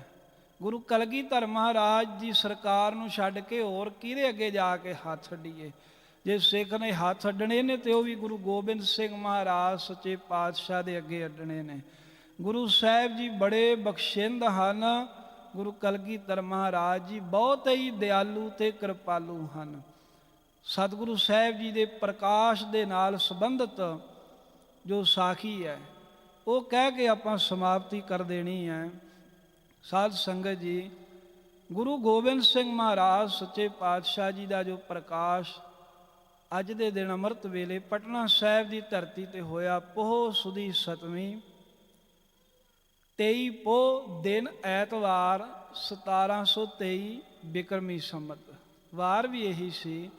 ਕਲਗੀਧਰ ਮਹਾਰਾਜ ਸਾਹਿਬ ਜੀ ਪ੍ਰਗਟੇ ਤੇ ਕਲਗੀਧਰ ਸਾਹਿਬ ਦੇ ਪ੍ਰਗਟ ਹੋਣ ਦੀ ਕਥਾ ਸਤਿਗੁਰਾਂ ਨੇ ਆਪ ਕਹੀ ਹੈ ਵੀ ਅਸੀਂ ਪਿਛਲੇ ਜਨਮ ਦੇ ਵਿੱਚ ਤਪੱਸਿਆ ਕਰਦੇ ਰਹੇ। ਜਿੱਥੇ ਹਜੂਰ ਸਾਹਿਬ ਤੁਹਾਡਾ ਸਥਾਨ ਹੈ ਨਾ, ਸੱਚਖੰਡ ਅਬਚਲ ਨਗਰ, ਇੱਥੇ ਦਸਮ ਪਾਤਸ਼ਾਹ ਨੇ ਭਗਤੀ ਕੀਤੀ ਪਿਛਲੇ ਜਨਮ 'ਚ। ਇੱਥੋਂ ਬੰਦਗੀ ਆਰੰਭ ਕਰਕੇ ਫਿਰ ਹੇਮਕੁੰਡ ਪਰਬਤ 'ਤੇ ਚਲੇ ਗਏ। ਜਿਹੜਾ ਗੁਰਾਂ ਦਾ ਬਚਨ ਹੈ, ਅਬ ਮੈਂ ਆਪਣੀ ਕਥਾ ਬਖਾਨੋ, ਤਪ ਸਾਧਤ ਕਹਿ ਵਿਦ ਮੋਹਿ ਆਨੋ, ਵੀ ਮੈਨੂੰ ਲਿਆਂਦਾ ਗਿਆ, ਮੈਂ ਆਇਆ ਨਹੀਂ। ਹੇਮਕੁੰਡ ਪਰਬਤ ਹੈ ਜਹਾਂ ਸ਼ਬਦ ਸ੍ਰਿੰਗ ਸੋਭਤ ਹੈ, ਤਹਾਂ ਸ਼ਬਦ ਸ੍ਰਿੰਗ ਤਹ ਨਾਮ ਕਹਾਵਾ, ਪੰਡ ਰਾਜ ਹੈ ਜੋ ਕਮਾਵਾ, ਤਹ ਹਮ ਅਦਕ ਤਪੱਸਿਆ ਸਾਧੀ, ਮਹਾਕਾਲ ਕਾਲ ਕਾਇਆ ਰਾਧੀ, ਇਹ ਬਿਦ ਕਰਤ ਤਪੱਸਿਆ ਭਇਓ, ਦੁਐਤ ਏਕ ਰੂਪ ਹੋਏ ਗਇਓ। ਕਹਿੰਦੇ ਬੰਦਗੀ ਕਰਦਿਆਂ ਇੱਕ ਰੂਪ ਹੀ ਹੋ ਗਿਆ, ਪਰ ਮੈਨੂੰ ਆਉਣਾ ਕਿਉਂ ਪਿਆ? ਕਿਉਂਕਿ ਇੱਧਰ ਤਾਤ ਮਾਤ ਮੁਰ ਅਲਖ ਅਰਾਧਾ। ਮੇਰੇ ਮਾਤਾ ਪਿਤਾ ਨੇ ਵੀ ਕਹਿੰਦੇ ਪਰਮੇਸ਼ਰ ਦੀ ਬਹੁਤ ਭਗਤੀ ਕੀਤੀ, ਬਹੁ ਬਿਦ ਜੋਗ ਸਾਧਨਾ ਸਾਧਾ, ਤਿੰਨ ਜੋ ਕਰੀ ਅਲਖ ਕੀ ਸੇਵਾ, ਤਾਤੇ ਭਏ ਪ੍ਰਸੰਨ ਗੁਰਦੇਵਾ। ਤਿੰਨ ਪ੍ਰਭ ਜਬ ਆਇਸ ਮੋਹਿ ਦੀਆ, ਤਬ ਹਮ ਜਨਮ ਕੱਲੂ ਮਹਿ ਲੀਆ। ਉਹ ਪਰਮੇਸ਼ਰ ਦਾ ਜਦੋਂ ਕਹਿੰਦੇ ਹੁਕਮ ਹੋਇਆ, ਉਦੋਂ ਅਸੀਂ ਕਲਯੁਗ ਦੇ ਵਿੱਚ ਜਨਮ ਲਿਆ, ਉਦੋਂ ਅਸੀਂ ਅਵਤਾਰ ਧਾਰਿਆ। ਤੇ ਸਾਧ ਸੰਗਤ ਜੀ, ਜਦੋਂ ਗੁਰੂ ਤੇਗ ਬਹਾਦਰ ਸਾਹਿਬ ਜੀ ਮਹਾਰਾਜ ਬਾਬੇ ਬਕਾਲੇ ਸਾਹਿਬ ਦੀ ਧਰਤੀ ਤੇ 27 ਸਾਲ ਦੇ ਕਰੀਬ ਭਗਤੀ ਕਰਕੇ ਪ੍ਰਗਟ ਹੋਏ, ਇੱਥੋਂ ਚੱਲ ਕੇ ਆਨੰਦਪੁਰ ਸਾਹਿਬ ਆਏ, ਨਗਰ ਵਸਾਇਆ ਤੇ ਫਿਰ ਮਾਲਵਾ ਰਟਨ ਕੀਤਾ। ਮਾਲਵਾ ਰਟਨ ਕਰਨ ਤੋਂ ਬਾਅਦ ਮੋਰ ਪਿਤ ਪੂਰਬ ਕੀਸ ਪਿਆਨਾ, ਪੂਰਬ ਵੱਲ ਨੂੰ ਗੁਰੂ ਕਲਗੀਧਰ ਸਾਹਿਬ ਕਹਿੰਦੇ ਮੇਰੇ ਪਿਤਾ ਗੁਰੂ ਤੇਗ ਬਹਾਦਰ ਸਾਹਿਬ, ਮੇਰੀ ਮਾਤਾ ਜੀ ਨੇ ਜਾਣਾ ਕੀਤਾ ਕਾਹਦੇ ਲਈ? ਭਾਂਤ ਭਾਂਤ ਕੇ ਤੀਰਥ ਨਾਨਾ। ਜਿੱਥੇ ਤਰ੍ਹਾਂ ਤਰ੍ਹਾਂ ਦੇ ਤੀਰਥਾਂ ਤੇ ਲੋਕ ਇਸ਼ਨਾਨ ਕਰਦੇ ਸਨ, ਗੁਰੂ ਸਾਹਿਬ ਜੀ ਉੱਥੇ ਉਹਨਾਂ ਦਾ ਉਧਾਰ ਕਰ ਲਈ। ਜਿਵੇਂ ਗੁਰੂ ਨਾਨਕ ਦੇਵ ਤੀਰਥਾਂ ਤੇ ਗਏ, ਇਵੇਂ ਗੁਰੂ ਤੇਗ ਬਹਾਦਰ ਸਾਹਿਬ ਲੋਕਾਂ ਦਾ ਉਧਾਰ ਕਰਨ, ਸਿੱਖੀ ਦਾ ਪ੍ਰਚਾਰ ਕਰਨ ਦੇ ਲਈ ਤੀਰਥਾਂ ਤੇ ਗਏ। ਤੇ ਤੀਰਥਾਂ ਤੇ ਜਾਂਦਿਆਂ ਜਾਂਦਿਆਂ ਜਿੱਥੇ ਇਲਾਹਾਬਾਦ, ਤਰਵੈਣੀ, ਪ੍ਰਯਾਗਰਾਜ ਹਿੰਦੂਆਂ ਦਾ ਬੜਾ ਵੱਡਾ ਤੀਰਥ, ਉੱਥੇ ਗੁਰੂ ਤੇਗ ਬਹਾਦਰ ਸਾਹਿਬ ਮਹਾਰਾਜ ਜੀ ਜਦੋਂ ਪਹੁੰਚੇ, ਇੱਥੇ ਕੁਝ ਦਿਨ ਲੰਘੇ, ਬੜੀ ਸੰਗਤ ਜੁੜੀ। ਇੱਕ ਦਿਨ ਮਾਤਾ ਨਾਨਕੀ ਜੀ, ਬਿਰਧ ਮਾਤਾ ਹੈ ਗੁਰੂ ਤੇਗ ਬਹਾਦਰ ਸਾਹਿਬ ਦੀ, ਗੁਰੂ ਹਰਗੋਬਿੰਦ ਸਾਹਿਬ ਦੇ ਮਹਿਲ, ਉਹਨਾਂ ਦੇ ਮਨ ਵਿੱਚ ਵਿਚਾਰ ਆਈ ਵੀ ਜਦੋਂ ਗੁਰੂ ਹਰਗੋਬਿੰਦ ਸਾਹਿਬ ਜੀ ਗਏ ਸਨ ਸੱਚਖੰਡ, ਤੇ ਜਾਣ ਤੋਂ ਪਹਿਲਾਂ ਕਹਿ ਕੇ ਗਏ ਸੀ, ਨਾਨਕੀ ਤੇਰਾ ਪੁੱਤ ਗੁਰਿਆਈ ਤੇ ਬੈਠ ਕੇ ਜੀਵਾਂ ਦਾ ਉਧਾਰ ਕਰੇਗਾ, ਅਤੇ ਨਾਲ ਇਹ ਕਿਹਾ ਸੀ ਤੂੰ ਪੋਤਰਾ ਖੜਾ ਕੇ ਆਏਂਗੀ। ਮਨ ਵਿੱਚ ਬੜੇ ਉਬਾਲੇ ਉੱਠਦੇ ਹਨ, ਕਈ ਤਰ੍ਹਾਂ ਦੇ ਵਿਚਾਰ ਆਉਂਦੇ ਨੇ ਵੀ ਸਰੀਰ ਮੇਰਾ ਬਿਰਧ ਹੋ ਗਿਆ ਏ, ਪਰ ਪੋਤਰਾ ਨਹੀਂ ਮੈਂ ਹਾਲਾਂ ਖੜਾਇਆ। ਗੁਰੂ ਤੇਗ ਬਹਾਦਰ ਸਾਹਿਬ ਬੈਠੇ ਸਨ ਇਕਾਂਤ ਵਿੱਚ, ਇੱਕ ਸੇਵਾਦਾਰ ਲਾਗੇ, ਉਹ ਇਸ਼ਾਰਾ ਪਾ ਕੇ ਪਰੇ ਹੋ ਗਿਆ ਤੇ ਮਾਂ ਨਾਨਕੀ ਆਈ। ਤੇ ਗੁਰੂ ਸਾਹਿਬ ਭਾਵੇਂ ਗੁਰਿਆਈ ਦੇ ਮਾਲਕ ਨੇ, ਪਰ ਆਪਣੀ ਮਾਤਾ ਨੂੰ ਆਉਂਦਿਆਂ ਵੇਖ ਕੇ ਦੁਨੀਆ ਦੇ ਨਲਾਇਕ ਬੱਚਿਆਂ ਨੂੰ ਦੱਸਣ ਦੇ ਲਈ ਵੀ ਭਾਵੇਂ ਪੁੱਤ ਕਿੱਡਾ ਵੀ ਹੋਵੇ, ਮਾਂ ਦੇ ਵਾਸਤੇ ਉਹਦਾ ਸਤਿਕਾਰ ਨਹੀਂ ਘਟਣਾ ਚਾਹੀਦਾ।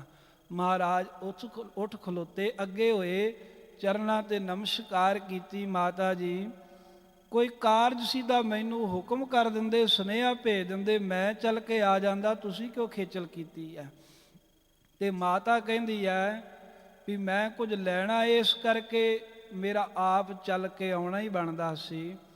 ਪੁੱਤਰ ਕੁਝ ਕਹਿਣਾ ਚਾਹੁੰਦੀ ਹੈ, ਬੜੇ ਸਮੇਂ ਤੋਂ ਕਹਿਣਾ ਚਾਹੁੰਦੀ ਹੈ। ਇੱਕ ਪਾਸੇ ਤਾਂ ਪੁੱਤਰ ਦਿਖਦਾ ਏ ਤੇ ਮਨ ਦੇ ਵਿੱਚ ਫਿਰ ਸੰਕੋਚ ਆਉਂਦਾ ਹੈ। ਫਿਰ ਵੇਖਦੀ ਹੈ ਤੁਸੀਂ ਗੁਰੂ ਨਾਨਕ ਦੇ ਰੂਪ ਹੋ, ਤੇ ਗੁਰੂ ਕੋ ਨਹੀਂ ਜੇ ਮੰਗਣਾ ਤੇ ਕਿਹਦੇ ਕੋ ਮੰਗਣਾ ਹੈ? ਫਿਰ ਮੇਰੇ ਮਨ ਚ ਆਉਂਦਾ ਵੀ ਅਰਦਾਸ ਕਰ ਹੀ ਲਵਾਂ। ਇੱਦਾਂ ਕਹਿੰਦਿਆਂ ਕਹਿੰਦਿਆਂ ਮਾਤਾ ਜੀ ਨੇ ਹੌਕਾ ਜਿਹਾ ਭਰਿਆ, ਨੇਤਰਾਂ 'ਚੋਂ ਥੋੜ੍ਹਾ ਜਲ ਆਇਆ। ਸਾਹਿਬ ਕਹਿਣ ਲੱਗੇ, ਮਾਂ ਜੀ ਕੀ ਗੱਲ ਹੈ?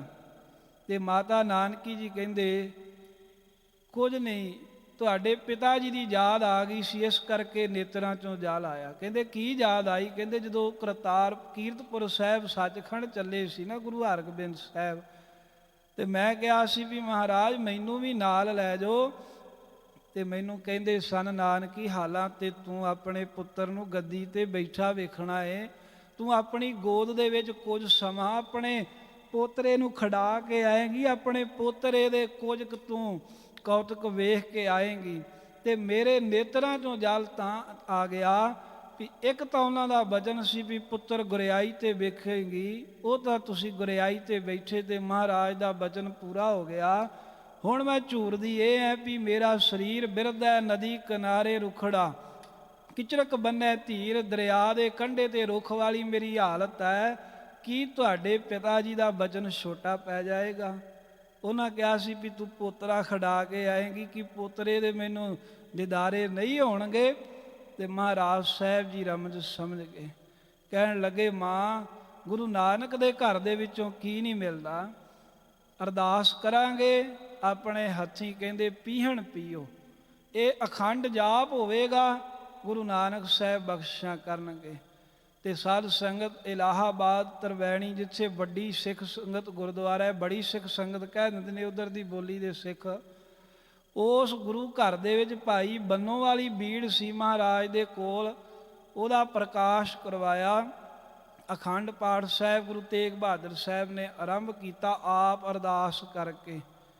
ਤੇ ਅਖੰਡ ਪਾਠ ਦੇ ਵਿੱਚ ਜਿਹੜੇ ਪਾਠੀ ਸਿੰਘ ਲੱਗੇ, ਉਹਨਾਂ ਦੇ ਨਾਮ ਵੀ ਸੰਤ ਗਿਆਨੀ ਗੁਰਬਚਨ ਸਿੰਘ ਜੀ ਨੇ ਲਿਖੇ ਨੇ ਕਿ ਭਾਈ ਮਤੀ ਦਾਸ ਜੀ, ਭਾਈ ਦਿਆਲਾ ਜੀ, ਭਾਈ ਸਤੀ ਰਾਮ ਜੀ, ਤਿੰਨ ਇਹ ਸਿੱਖ, ਅਤੇ ਇੱਕ ਭਾਈ ਗੁਰਬਖਸ਼ ਜੀ ਮਸੰਦ, ਜਿਨ੍ਹਾਂ ਦੇ ਨਾਂ ਤੇ ਹਾਲਾਂ ਵੀ ਪੰਜੋਖਰੇ ਦੇ ਵਿੱਚ ਇੱਕ ਪੱਤੀ ਆ ਮਸੰਦਾਂ ਦੀ, ਉਹਨਾਂ ਦੀ ਸੰਤਾਨ ਉੱਥੇ ਰਹਿੰਦੀ, ਹਰਿਆਣੇ 'ਚ ਹੈ ਹੁਣ। ਅਤੇ ਇੱਕ ਭਾਈ ਗੁਰਦਿੱਤਾ ਜੀ, ਜੋ ਬਾਬਾ ਬੁੱਢਾ ਸਾਹਿਬ ਜੀ ਦੀ ਬੰਸ ਦੇ ਵਿੱਚੋਂ 6ਵੇਂ ਥਾਂ ਤੇ। ਇਹ 5 ਸਿੱਖ ਪਾਠ ਵਿੱਚ ਲੱਗੇ, ਕਿਉਂਕਿ ਗੁਰੂ ਕਲਗੀਧਰ ਸਾਹਿਬ ਵੀ ਨਾਲ ਉਗਾਈ ਦਿੰਦੇ ਨੇ, ਮੋਰਪਿਤ ਪੂਰਬ ਕੀਸ ਪਿਆਨਾ, ਭਾਂਤ ਭਾਂਤ ਕੇ ਤੀਰਥ ਨਾਨਾ। ਕਿ ਤਰ੍ਹਾਂ ਤਰ੍ਹਾਂ ਦੇ ਤੀਰਥਾਂ ਤੇ ਜਾ ਕੇ ਉਹਨਾਂ ਨੇ ਇਸ਼ਨਾਨ ਕਰਨ ਵਾਲਿਆਂ ਨੂੰ ਜਿੱਥੇ ਪ੍ਰਚਾਰ ਕੀਤਾ, ਨਾਲ ਹੀ ਕਹਿੰਦੇ ਨੇ ਮੇਰੀ ਮਾਤਾ ਜੀ ਨੇ ਅਤੇ ਮੇਰੇ ਪਿਤਾ ਜੀ ਨੇ, ਦੋਵਾਂ ਨੇ ਪਰਮੇਸ਼ਰ ਦੀ ਬੰਦਗੀ ਕੀਤੀ, ਵਾਹਿਗੁਰੂ ਦੀ ਬੰਦਗੀ ਕੀਤੀ। ਉਹ ਬੰਦਗੀ ਕਿਹੜੀ ਸੀ? ਜਿਹੜਾ ਅਖੰਡ ਜਾਪ ਆਰੰਭ ਹੋਇਆ ਇਹ ਕੇਵੀ ਤੇ ਜਿਹੜੀ ਬਾਬਾ ਕਾਲੇ ਮਹਾਰਾਜ ਨੇ ਭਗਤੀ ਕੀਤੀ। ਤੀਸਰੇ ਦਿਨ ਭੋਗ ਪਏ, ਇੱਕ ਚੌਂਕੜੇ 'ਚ ਗੁਰੂ ਤੇਗ ਬਹਾਦਰ ਸਾਹਿਬ ਮਹਾਰਾਜ ਜੀ ਨੇ ਸਾਰਾ ਹੀ ਪਾਠ ਸਰਵਣ ਕੀਤਾ ਤੇ ਅਰਦਾਸਾ ਵੀ ਖੁਦ ਕੀਤਾ ਵੀ ਐ ਗੁਰੂ ਨਾਨਕ ਦੇਵ ਮਹਾਰਾਜ ਜੀ, ਤੁਹਾਡੇ ਘਰ ਦੇ ਸਿੱਖ ਸੇਵਕ ਜੋ ਭਾਵਨਾ ਰੱਖਦੇ ਨੇ, ਆਪ ਇਹਨਾਂ ਦੀਆਂ ਭਾਵਨਾਵਾਂ ਪੂਰੀਆਂ ਕਰੋ। ਗੁਰੂ ਸਾਹਿਬ ਜੀ ਦਾ ਜਦੋਂ ਅਰਦਾਸਾ ਹੋਇਆ, ਅਰਦਾਸੇ ਤੋਂ ਬਾਅਦ ਹੀ ਕਹਿੰਦੇ ਤਹੀਂ ਪ੍ਰਕਾਸ਼ ਹਮਾਰਾ ਭਇਓ। ਪ੍ਰਕਾਸ਼ ਤੋਂ ਭਾਵ ਇੱਥੇ ਜਿਹੜਾ ਮਾਤਾ ਜੀ ਦੇ ਉਦਰ ਦੇ ਵਿੱਚ ਆ ਕੇ ਨਿਵਾਸ ਹੋਇਆ, ਉਧਰੇ ਮਾਹੇ ਆਏ ਕੀਆ ਨਿਵਾਸ, ਮਾਤਾ ਕੈ ਮਨ ਬਹੁਤ ਵਿਗਾਸ। ਉਹ ਜੋ ਮਾਤਾ ਗੁਜਰੀ ਜੀ ਨੇ ਗਰਭ ਧਾਰਿਆ, ਉਸ ਗਰਭ ਧਾਰਨ ਦੇ ਵਾਸਤੇ ਹੀ ਮਹਾਰਾਜ ਜੀ ਕਹਿੰਦੇ ਨੇ ਤਹੀਂ ਪ੍ਰਕਾਸ਼ ਹਮਾਰਾ ਭਇਓ। 6 ਮਹੀਨੇ ਤੇ 11 ਦਿਨ ਇਤਿਹਾਸਕਾਰ ਕਹਿੰਦੇ ਮਹਾਰਾਜ ਇੱਥੇ ਰਹੇ, ਗੁਰੂ ਤੇਗ ਬਹਾਦਰ ਸਾਹਿਬ। ਇੱਥੋਂ ਚੱਲਦਿਆਂ ਹੋਇਆ ਫਿਰ ਕਾਂਚੀ ਤੋਂ ਹੋ ਕੇ ਤੇ ਸਤਿਗੁਰੂ ਸਾਹਿਬ ਜੀ ਪਟਨਾ ਸਾਹਿਬ ਦੀ ਧਰਤੀ 'ਤੇ ਪਹੁੰਚੇ ਨੇ। ਇੱਥੇ ਆਉਣ ਦਾ ਵੀ ਇੱਕ ਕਾਰਨ ਹੈ, ਨਹੀਂ ਤਾਂ 9 ਗੁਰੂ ਸਾਹਿਬਾਨ ਪਹਿਲੇ ਸਾਰਿਆਂ ਦੇ ਜਨਮ ਪ੍ਰਕਾਸ਼ ਪੰਜਾਬ ਦੀ ਧਰਤੀ 'ਤੇ, ਭਾਵੇਂ ਬਾਅਦ 'ਚ ਪਾਕਿਸਤਾਨ ਬਣਿਆ, ਉਹ ਧਰਤੀ ਵੰਡੀ ਗਈ, ਪਰ ਗੁਰੂ ਨਾਨਕ ਦੇਵ ਮਹਾਰਾਜ ਨਨਕਾਣਾ ਸਾਹਿਬ ਪ੍ਰਗਟੇ, ਗੁਰੂ ਅੰਗਦ ਦੇਵ ਜੀ ਮੱਤੇ ਦੀ ਸਰਾਂ ਵਿਖੇ ਪ੍ਰਗਟੇ, ਗੁਰੂ ਅਮਰਦਾਸ ਸਾਹਿਬ ਬਾਸਰ ਕੇ ਗਿੱਲਾਂ, ਗੁਰੂ ਰਾਮਦਾਸ ਸਾਹਿਬ ਲਾਹੌਰ ਚੂਨਾ ਮੰਡੀ ਦੇ ਵਿੱਚ, ਗੁਰੂ ਅਰਜਨ ਦੇਵ ਸਾਹਿਬ ਦਾ ਪ੍ਰਕਾਸ਼ ਗੋਂਦਵਾਲ ਸਾਹਿਬ ਹੋਇਆ, ਗੁਰੂ ਹਰਗੋਬਿੰਦ ਸਾਹਿਬ ਗੁਰੂ ਕੀ ਵਡਾਲੀ, ਗੁਰੂ ਹਰਿਰਾਏ ਸਾਹਿਬ ਤੇ ਗੁਰੂ ਹਰਕ੍ਰਿਸ਼ਨ ਸਾਹਿਬ ਜੀ ਕੀਰਤਪੁਰ ਸਾਹਿਬ ਤੇ ਗੁਰੂ ਤੇਗ ਬਹਾਦਰ ਸਾਹਿਬ ਦਾ ਪ੍ਰਕਾਸ਼ ਅੰਮ੍ਰਿਤਸਰ ਸਾਹਿਬ। 9 ਗੁਰੂ ਸਾਹਿਬਾਂ ਦੇ ਪ੍ਰਕਾਸ਼ ਪੰਜਾਬ ਦੀ ਧਰਤੀ ਤੇ ਹੋਏ। ਪਰ ਗੁਰੂ ਤੇਗ ਬਹਾਦਰ ਸਾਹਿਬ ਜੀ ਜਦੋਂ ਉਹਨਾਂ ਦੇ ਘਰ ਵਿੱਚ ਸਾਹਿਬਜ਼ਾਦਾ ਆਉਣਾ, ਜਦੋਂ 10ਵੇਂ ਪਾਤਸ਼ਾਹ ਦਾ ਪ੍ਰਕਾਸ਼ ਹੋਣਾ ਹੈ ਤੇ ਪੰਜਾਬ ਤੋਂ 1200 ਮੀਲ ਦੂਰ। ਇਹਦਾ ਕੀ ਕਾਰਨ? ਇੱਕ ਵਾਰ ਕਿਸੇ ਗੁਰਸਿੱਖ ਨੇ ਇੱਥੇ ਰਾਹ ਜਾਂਦਿਆਂ ਸਵਾਲ ਵੀ ਪੁੱਛ ਲਿਆ, ਕਾਫੀ ਸਮਾਂ ਪਹਿਲਾਂ ਜਵਾਬ ਨਹੀਂ ਸੀ ਆਇਆ ਕਿਉਂਕਿ ਪਤਾ ਨਹੀਂ ਸੀ, ਪਰ ਜਦੋਂ ਇਤਿਹਾਸ ਪੜ੍ਹੀਏ ਸੁਣੀਏ ਫਿਰ ਪਤਾ ਲੱਗ ਜਾਂਦਾ। ਉਹ ਫਿਰ ਕਾਰਨ ਇਹ ਹੋਇਆ ਵੀ ਜਦੋਂ ਗੁਰੂ ਨਾਨਕ ਦੇਵ ਮਹਾਰਾਜ ਸਾਹਿਬ ਜੀ ਜਗਤ ਦੀ ਕਲਿਆਣ ਕਰਦਿਆਂ ਹੋਇਆਂ, ਜਿੱਥੇ ਜੈਦ ਸੇਠ ਦਾ ਘਰ ਸੀ, ਇੱਥੇ ਮਹਾਰਾਜ ਪਹੁੰਚੇ, ਉਸ ਨੂੰ ਨਿਹਾਲ ਕੀਤਾ। ਇੱਥੋਂ ਸਤਿਗੁਰੂ ਨਾਨਕ ਦੇਵ ਮਹਾਰਾਜ ਸਾਹਿਬ ਜੀ ਨੇ ਭਾਈ ਮਰਦਾਨੇ ਨੂੰ ਇੱਕ ਪੈਰ ਦੇ ਨਾਲ ਇੱਕ ਗੰਗਾ ਦੇ ਕਿਨਾਰੇ ਤੋਂ ਇੱਕ ਚਮਕਦਾ ਹੋਇਆ ਪੱਥਰ ਫੜਾਇਆ ਤੇ ਸਾਹਿਬ ਕਹਿੰਦੇ ਜਾ ਮਰਦਾਨਿਆ, ਨਾਲੇ ਤੂੰ ਕਹਿੰਦਾ ਹੈ ਵੀ ਕੁਝ ਖਾਣਾ ਹੈ ਤੇ ਜਾ ਬਾਜ਼ਾਰ ਦੇ ਵਿੱਚ ਵੇਚ ਕੇ ਤੇ ਕੁਝ ਖਾਇਆ। ਭਾਈ ਮਰਦਾਨੇ ਨੇ ਗੇੜਾ ਮਾਰਿਆ ਪਟਨੇ ਸ਼ਹਿਰ ਦਾ, ਕਹਿੰਦੇ ਆ ਪੱਥਰ ਦਾ, ਇਹ ਪੱਥਰ ਤੇ ਗੰਗਾ ਦੇ ਕੰਢੇ ਦੇ ਕਈ ਨੇ, ਇਹ ਪੱਥਰ ਦਾ ਤੈਨੂੰ ਕੀ ਦਈਏ। ਮੁੜ ਕੇ ਆ ਗਿਆ। ਦੂਸਰੇ ਵਾਰ ਮਹਾਰਾਜ ਕਹਿੰਦੇ ਫੇਰ ਜਾ। ਦੂਜਾ ਗੇੜਾ ਮਾਰਿਆ, ਥੱਕ ਹਾਰ ਕੇ ਆ ਗਿਆ, ਕਿਸੇ ਨੇ ਵੀ ਕੁਝ ਮੁੱਲ ਨਾ ਦਿੱਤਾ, ਕਿਉਂਕਿ ਕੀਮਤੀ ਵਸਤੂ ਦੇ ਵੀ ਜਿਹੜੇ ਪਾਰਖੂ ਹੋਣ ਉਹੀ ਜਾਣਦੇ ਨੇ ਉਹਦਾ ਮੁੱਲ। ਤੀਸਰੀ ਵਾਰ ਮਹਾਰਾਜ ਕਹਿੰਦੇ ਕਰਾਂ ਫਿਰ ਜਾ ਤੇ ਸਹੀ। ਚੱਲਦਿਆਂ ਹੋਇਆਂ ਸਾਧ ਸੰਗਤ ਜੀ ਭਾਈ ਮਰਦਾਨਾ ਉੱਥੇ ਆ ਗਿਆ ਜਿੱਥੇ ਹੁਣ ਤਖਤ ਸ੍ਰੀ ਹਰਿਮੰਦਰ ਜੀ ਪਟਨਾ ਸਾਹਿਬ ਹੈ ਨਾ। ਸਾਲ ਸਰਾਏ ਜੋਹਰੀ ਦੀ ਬਹੁਤ ਵੱਡੀ ਉੱਥੇ ਹੱਟੀ ਪਈ ਹੋਈ ਸੀ ਤੇ ਉਹਦੇ ਉੱਪਰ ਤੇ ਪਿੱਛੇ ਵੱਡੀ ਉਹਦੀ ਕੋਠੀ ਬਣੀ ਹੋਈ ਸੀ, ਬਹੁਤ ਵੱਡਾ ਘਰ ਬਣਿਆ। ਇਹਦੀ ਦੁਕਾਨ ਤੇ ਆਇਆ ਤੇ ਕਹਿਣ ਲੱਗਾ, ਜੌਹਰੀਆ ਆ ਮੈਂ ਲਾਲ ਵੇਚਣਾ ਆ। ਜਦੋਂ ਉਹਨੇ ਵੇਖਿਆ ਤੇ ਸਾਲ ਸਰਾਏ ਜੌਹਰੀ ਵੇਖ ਕੇ ਚੰਗੀ ਤਰ੍ਹਾਂ ਤੇ ਸਾਧ ਸੰਗਤ ਜੀ ਆਪਣੇ ਘਰ ਦੇ ਵਿੱਚ ਗਿਆ। ਉੱਥੋਂ 101 ਰੁਪਈਆ ਉਹਨੇ ਕੱਢਿਆ, ਉਸ ਵੇਲੇ ਦਾ 101 ਰੁਪਈਆ। ਚਾਂਦੀ ਦੇ ਰਜਤਪਣ ਹੁੰਦੇ ਸਨ, ਕਈ ਬੜਾ ਸਵਾਲ ਕਰ ਦਿੰਦੇ ਵੀ ਉਦੋਂ ਰੁਪਈਏ ਹੁੰਦੇ ਸੀ, ਉਦੋਂ ਰਜਤਪਣ ਕਹਿੰਦੇ ਸੀ, ਪਰ ਆਪਾਂ ਸਮਝਣ ਲਈ ਰੁਪਈਏ ਕਹਿ ਦਿੰਦੇ ਹਾਂ। 101 ਰੁਪਈਆ ਥਾਲ ਵਿੱਚ ਰੱਖਿਆ ਤੇ ਲਿਆ ਕੇ ਭਾਈ ਮਰਦਾਨੇ ਨੂੰ ਕਹਿੰਦਾ, ਉਹ ਲਾਲ ਵੇਚਣ ਵਾਲਿਆ ਆ ਲੈ 101 ਰੁਪਈਆ ਵੀ ਲੈ ਲਾ ਤੇ ਆਪਣਾ ਲਾਲ ਵੀ ਲੈ ਲਾ। ਭਾਈ ਮਰਦਾਨਾ ਕਹਿੰਦਾ, ਲਾਲ ਤੂੰ ਮੇਰਾ ਖਰੀਦਦਾ ਨਹੀਂ, 101 ਰੁਪਈਆ ਕਾਹਦਾ। ਜਦੋਂ ਸਵਾਲ ਕੀਤਾ ਕਹਿੰਦੇ ਓਏ ਵੇਚਣ ਵਾਲਿਆ ਤੂੰ ਵੀ ਲੱਗਦਾ ਵੀ ਲਾਲ ਚੱਕੀ ਫਿਰਦਾ ਹੈ, ਪਤਾ ਤੈਨੂੰ ਵੀ ਕੁਝ ਨਹੀਂ ਇਹਦੀ ਕੀਮਤ ਦਾ। ਕਹਿੰਦੇ ਚੱਕੀ ਫਿਰਦਾ ਪਰ ਤੈਨੂੰ ਪਤਾ ਨਹੀਂ ਇਹ ਬੜਾ ਕੀਮਤੀ ਹੈ, ਇਹਦਾ ਮੈਂ ਮੁੱਲ ਨਹੀਂ ਤਾਰ ਸਕਦਾ। ਤੇ ਸਾਡੇ ਜੌਹਰੀਆਂ 'ਚ ਮਰਿਆਦਾ ਏ ਵੀ ਜਿਹੜੀ ਚੀਜ਼ ਕੀਮਤੀ ਅਸੀਂ ਖਰੀਦ ਨਾ ਸਕੀ ਉਹਦੀ ਦਰਸ਼ਨੀ ਭੇਟਾ ਦਿੰਦੇ ਆ। 101 ਦਰਸ਼ਨੀ ਭੇਟਾ ਹੈ ਉਹਨਾਂ ਵੇਲਿਆਂ ਦੀ। ਭਾਈ ਮਰਦਾਨਾ ਬੜਾ ਖੁਸ਼ ਹੋਇਆ ਵੀ ਇਹਦਾ ਬਾਬੇ ਨੇ ਕਹਿੰਦੇ ਕਮਾਲ ਕਰਤੀ ਹੈ, ਜੰਗਲਾਂ ਦੇ ਵਿੱਚ ਧੱਕੇ ਖਾਂਦੇ ਸਾਂ, ਆਦੇ ਇੱਕ ਕੀਮਤੀ ਵਸਤੂ ਬਖਸ਼ ਦਿੱਤੀ, ਜਿੱਥੇ ਜਾਇਆ ਕਰਾਂਗੇ ਵਿਖਾਇਆ ਕਰਾਂਗੇ, 101 ਲੈ ਕੇ ਇਕੱਠੇ ਕਰਾਂਗੇ, ਘਰੇ ਭੇਜਾਂਗੇ, ਨਾਲੇ ਨਿਆਣੇ ਖੁਸ਼। ਇਹ ਸੋਚਾਂ ਸੋਚਦੇ ਆ 101 ਰੁਪਈਆ ਲੈ ਕੇ ਭਾਈ ਮਰਦਾਨਾ ਆ ਰਿਹਾ। ਗੁਰੂ ਨਾਨਕ ਸਾਹਿਬ ਵੇਖ ਰਹੇ ਵੀ ਇਹਦਾ ਤੀਜਾ ਗੇੜਾ ਸੀ, ਇਹਦੀਆਂ ਲੱਤਾਂ ਥੱਕੀਆਂ ਹੋਣੀਆਂ ਚਾਹੀਦੀਆਂ ਸਨ, ਪਰ ਇਹ ਤੇ ਬੜਾ ਖੁਸ਼ ਹੈ। ਆ ਕੇ ਕਹਿਣ ਲੱਗਾ, ਉਹ ਬੋਲੀ ਦੇ ਵਿੱਚ ਸ਼ਬਦ ਵਰਤਿਆ, ਬਾਬਿਆ ਆ ਤਾਂ ਬੜੀ ਕਿਰਪਾ ਕੀਤੀ। ਕਹਿੰਦਾ ਆ ਲਓ 101 ਰੁਪਈਆ। ਮਹਾਰਾਜ ਕਹਿੰਦੇ ਇਹ ਕਾਹਦਾ? ਕਹਿੰਦੇ ਵੀ ਲਾਲ ਦੀ ਦਰਸ਼ਨੀ ਭੇਟਾ। ਲਾਲ ਨਹੀਂ ਉਹਨੇ ਖਰੀਦਿਆ, ਸ਼ਾਹੂਕਾਰ ਨੇ ਦਰਸ਼ਨੀ ਭੇਟਾ ਦਿੱਤੀ ਹੈ।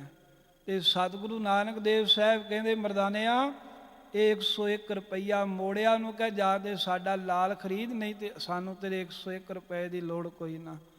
ਭਾਈ ਮਰਦਾਨਾ ਜੀ ਥੋੜੇ ਨਿਰਾਸ਼ ਹੋਏ, ਬਾਬਿਆ ਕਾਹਤੋਂ ਮੋੜਦਾ ਏ, ਰੱਖ ਲੈਨੇ ਐ, ਕਿਤੇ ਰਾਹ ਵਿੱਚ ਕੰਮ ਆਉਣਗੇ। ਸਤਿਗੁਰੂ ਕਹਿੰਦੇ ਨਹੀਂ, ਪਰ ਫਿਰ ਵੀ ਹੁਕਮ ਮੰਨਿਆ। ਮੋੜਨ ਗਿਆ, ਕਹਿਣ ਲੱਗੇ ਉਹ ਜੌਹਰੀਆ ਜਾ ਤਾਂ ਮੇਰਾ ਬਾਬਾ ਗੁਰੂ ਕਹਿੰਦਾ ਏ ਇਹ ਲਾਲ ਖਰੀਦ, ਨਹੀਂ ਤੇ ਆਲਾ ਚੱਕ ਆਪਣਾ 101 ਰੁਪਈਆ, ਸਾਨੂੰ ਤੇਰੇ ਪੈਸੇ ਨਹੀਂ ਚਾਹੀਦੇ। ਸ਼ਾਹੂਕਾਰ ਜਿਹੜਾ ਸੀ ਇੱਕਦਮ ਉਹਦੇ ਰੋਮ ਖੜੇ ਹੋ ਗਏ ਵੀ ਅੱਜ ਦੇ ਸਮੇਂ 'ਚ ਇਹੋ ਜਿਹਾ ਕਿਹੜਾ ਸਾਧ ਹੈ ਜਿਹੜਾ ਮਾਇਆ ਨਾਲ ਪਿਆਰ ਨਹੀਂ ਕਰਦਾ। ਕਹਿੰਦਾ ਵੀ ਦਰਸ਼ਨ ਕਰਾ, ਉਹਦੇ ਨਾਂ ਕੀ ਹੈ? ਕਹਿੰਦਾ ਵੀ ਨਾਨਕ ਨਿਰੰਕਾਰੀ। ਦਰਸ਼ਨ ਤਾਂ ਕਰਾ, ਵੇਖੀਏ ਵੀ ਐਸਾ ਕਿਹੜਾ ਮਹਾਤਮਾ ਏ ਜਿਹਨੂੰ ਮਾਇਆ ਨਾਲ ਮੋਹ ਨਹੀਂ ਹੈ। ਤੇ ਸਤਿਗੁਰੂ ਸਾਹਿਬ ਜੀ ਦੇ ਲਈ ਪਕਾਏ ਪ੍ਰਸ਼ਾਦੇ, ਕੁਝ ਪਕਵਾਨ ਲਏ, ਤੇ ਇਹਦਾ ਸੇਵਕ ਨੌਕਰ ਸੀ ਅਦਰਕਾ, ਉਹਦੇ ਸਿਰ ਤੇ ਰੱਖਿਆ ਟੋਕਰਾ ਤੇ ਚੱਲ ਪਿਆ। ਤੇ ਸਾਲ ਸਰਾਏ ਜੌਹਰੀ ਆਇਆ, ਗੁਰੂ ਨਾਨਕ ਦੇਵ ਮਹਾਰਾਜ ਸਾਹਿਬ ਦੇ ਗੰਗਾ ਦੇ ਕਿਨਾਰੇ ਤੇ ਦਰਸ਼ਨ ਕੀਤੇ।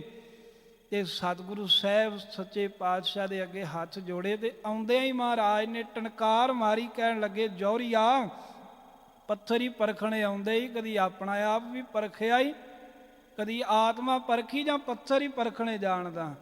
ਤੇ ਕਹਿਣ ਲੱਗਾ ਮਹਾਰਾਜ ਉਹ ਵੀ ਤਾਂ ਕਿਸੇ ਨੇ ਦੱਸੇ ਸੀ, ਆਪੋਂ ਤਾਂ ਨਹੀਂ ਆਏ। ਜਿੱਦਾਂ ਉਹ ਲਾਲ ਉਸਤਾਦ ਨੇ ਪਰਖਣੇ ਦੱਸੇ, ਇਵੇਂ ਆਪਣਾ ਆਪ ਪਰਖਣਾ ਕਿਵੇਂ ਹੈ, ਤੁਸੀਂ ਬਖਸ਼ਿਸ਼ ਕਰ ਦਿਓ। ਤੇ ਸਾਹਿਬ ਕਹਿੰਦੇ ਪਰਖਣਾ ਚਾਹੁੰਦਾ ਆਪਣਾ ਆਪ? ਕਹਿਣ ਲੱਗਾ ਮਹਾਰਾਜ ਹਾਂ ਕਰੋ ਕਿਰਪਾ। ਗੁਰੂ ਨਾਨਕ ਦੇਵ ਮਹਾਰਾਜ ਸਾਹਿਬ ਕਹਿੰਦੇ ਆਹ ਕੌਣ ਹੈ ਜਿਹਨੇ ਟੋਕਰਾ ਚੱਕਿਆ? ਕਹਿੰਦਾ ਮਹਾਰਾਜ ਮੇਰਾ ਨੌਕਰ। ਕਹਿੰਦੇ ਜੇ ਆਪਣਾ ਆਪ ਪਰਖਣਾ ਹੀ ਇਹਦੇ ਚਰਨਾਂ ਤੇ ਸਿਰ ਰੱਖ ਦੇ। ਨੌਕਰ ਜਿਹੜਾ ਤਨਖਾਹ ਲੈਂਦਾ ਸੀ, ਜਿਹੜਾ ਉਂਗਲਾਂ ਤੇ ਸੇਠਦੀਆਂ ਤੇ ਨੱਚਦਾ ਸੀ, ਸਤਿਗੁਰੂ ਸਾਹਿਬ ਕਹਿੰਦੇ ਇਹਦੇ ਪੈਰਾਂ ਤੇ ਆਪਣਾ ਸਿਰ ਰੱਖ ਦੇ। ਤੇ ਮਹਾਰਾਜ ਦਾ ਬਚਨ ਮੰਨ ਕੇ ਉਹਨੇ ਮੱਥਾ ਟੇਕਿਆ ਆਪਣੇ ਨੌਕਰ ਨੂੰ, ਤੇ ਸਤਿਗੁਰੂ ਸਾਹਿਬ ਦੀਆਂ ਖੁਸ਼ੀਆਂ ਲਈਆਂ, ਤੇ ਮਹਾਰਾਜ ਨੂੰ ਆਪਣੀ ਕੋਠੀ ਵਿੱਚ ਲੈ ਗਿਆ। ਇੱਥੇ 4 ਮਹੀਨੇ ਗੁਰੂ ਨਾਨਕ ਸਾਹਿਬ ਰਹੇ। ਤੇ ਤੁਰਨ ਲੱਗੇ ਤੇ ਇਹਨੇ ਰੋਕ ਲਿਆ। ਮਹਾਰਾਜ ਫਿਰ ਠਹਿਰ ਗਏ, ਮਹੀਨੇ ਕੁ ਬਾਅਦ ਤੁਰਨ ਲੱਗੇ ਤੇ ਫਿਰ ਰੋਕ ਲਿਆ। ਤੀਸਰੀ ਵਾਰਾਂ ਜਦੋਂ ਰੋਕਿਆ ਤੇ ਗੁਰੂ ਨਾਨਕ ਸਾਹਿਬ ਕਹਿੰਦੇ ਸੱਜਣਾ ਹੁਣ ਨਹੀਂ ਰੁਕਣਾ, ਬੜੇ ਕੰਮ ਕਰਨੇ ਨੇ, ਹੁਣ ਜਾਣਾ ਪਵੇਗਾ। ਤੇ ਗੁਰੂ ਨਾਨਕ ਸਾਹਿਬ ਜੀ ਨੂੰ ਕਹਿਣ ਲੱਗਾ ਵੀ ਮਹਾਰਾਜ ਠੀਕ ਆ, ਤੁਹਾਨੂੰ ਜੇ ਜਾਣਾ ਹੀ ਪਵੇਗਾ ਤੇ ਇਹ ਦੱਸ ਦੋ ਜਾਂਦਿਆਂ ਹੋਇਆਂ। ਸਾਲਸਰਾਏ ਜੌਹਰੀ ਕਹਿੰਦਾ ਵੀ ਮੁੜ ਕੇ ਕਦੋਂ ਆਓਗੇ, ਦੁਬਾਰਾ ਕਦੋਂ ਇਸ ਕੋਠੀ ਵਿੱਚ ਆਓਗੇ? ਤੇ ਗੁਰੂ ਨਾਨਕ ਦੇਵ ਮਹਾਰਾਜ ਸਾਹਿਬ ਜੀ ਕਹਿਣ ਲੱਗੇ ਜੌਹਰੀਆ ਸਵਾਲ ਬੜਾ ਔਖਾ ਕੀਤਾ ਹੀ, ਮੁੜ ਤਾਂ ਆਇਆ ਨਹੀਂ ਜਾਣਾ ਇਸ ਜਾਮੇ ਦੇ ਵਿੱਚ, ਪਰ ਤੇਰੀ ਭਾਵਨਾ ਵੇਖ ਕੇ, ਤੇਰਾ ਪਿਆਰ ਵੇਖ ਕੇ ਤੇਰੇ ਨਾਲ ਬਚਨ ਕਰਦੇ ਐ, ਜਦੋਂ ਸਾਡਾ 10ਵਾਂ ਜਾਮਾ ਹੋਵੇਗਾ ਉਦੋਂ ਅਸੀਂ ਆਵਾਂਗੇ, ਘਰ ਵੀ ਤੇਰਾ ਇਹੀ ਹੋਵੇਗਾ, ਕੋਠੀ ਵੀ ਤੇਰੀ ਇਹੀ ਹੋਵੇਗੀ, 10ਵੇਂ ਜਾਮੇ ਦੇ ਵਿੱਚ ਅਸੀਂ ਤੇਰੇ ਘਰੇ ਆਵਾਂਗੇ। ਇਹ ਗੁਰੂ ਨਾਨਕ ਦੇਵ ਮਹਾਰਾਜ ਨੇ ਬਚਨ ਕੀਤਾ ਸੀ ਸਾਲਸਰਾਏ ਜੌਹਰੀ ਦੇ ਨਾਲ।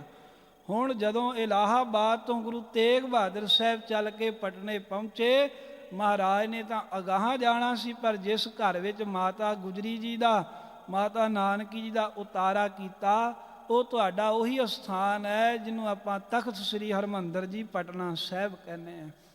ਇੱਥੇ ਮਾਤਾ ਗੁਜਰੀ ਜੀ ਦਾ ਨਿਵਾਸ ਕਰਕੇ ਗੁਰੂ ਤੇਗ ਬਹਾਦਰ ਸਾਹਿਬ ਅੱਗੇ ਚਲੇ ਗਏ।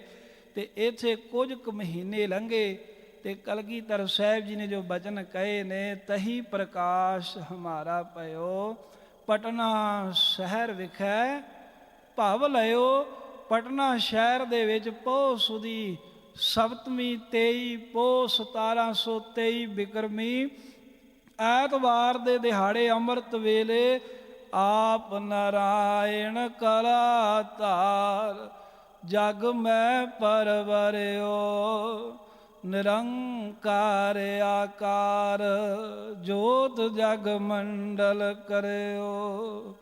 ਅੱਜ ਦੀ ਸਵੇਰ ਭਾਗਾਂ ਭਰੀ ਜਿਹੜੀ ਬਤੀਤ ਹੋਈ ਹੈ, ਸਾਧ ਸੰਗਤ ਗੁਰੂ ਗੋਬਿੰਦ ਸਿੰਘ ਸਾਹਿਬ ਜੀ ਮਹਾਰਾਜ ਨੇ ਪਟਨਾ ਸਾਹਿਬ ਦੀ ਧਰਤੀ ਤੇ ਅੰਮ੍ਰਿਤ ਵੇਲੇ ਪ੍ਰਕਾਸ਼ ਲਿਆ।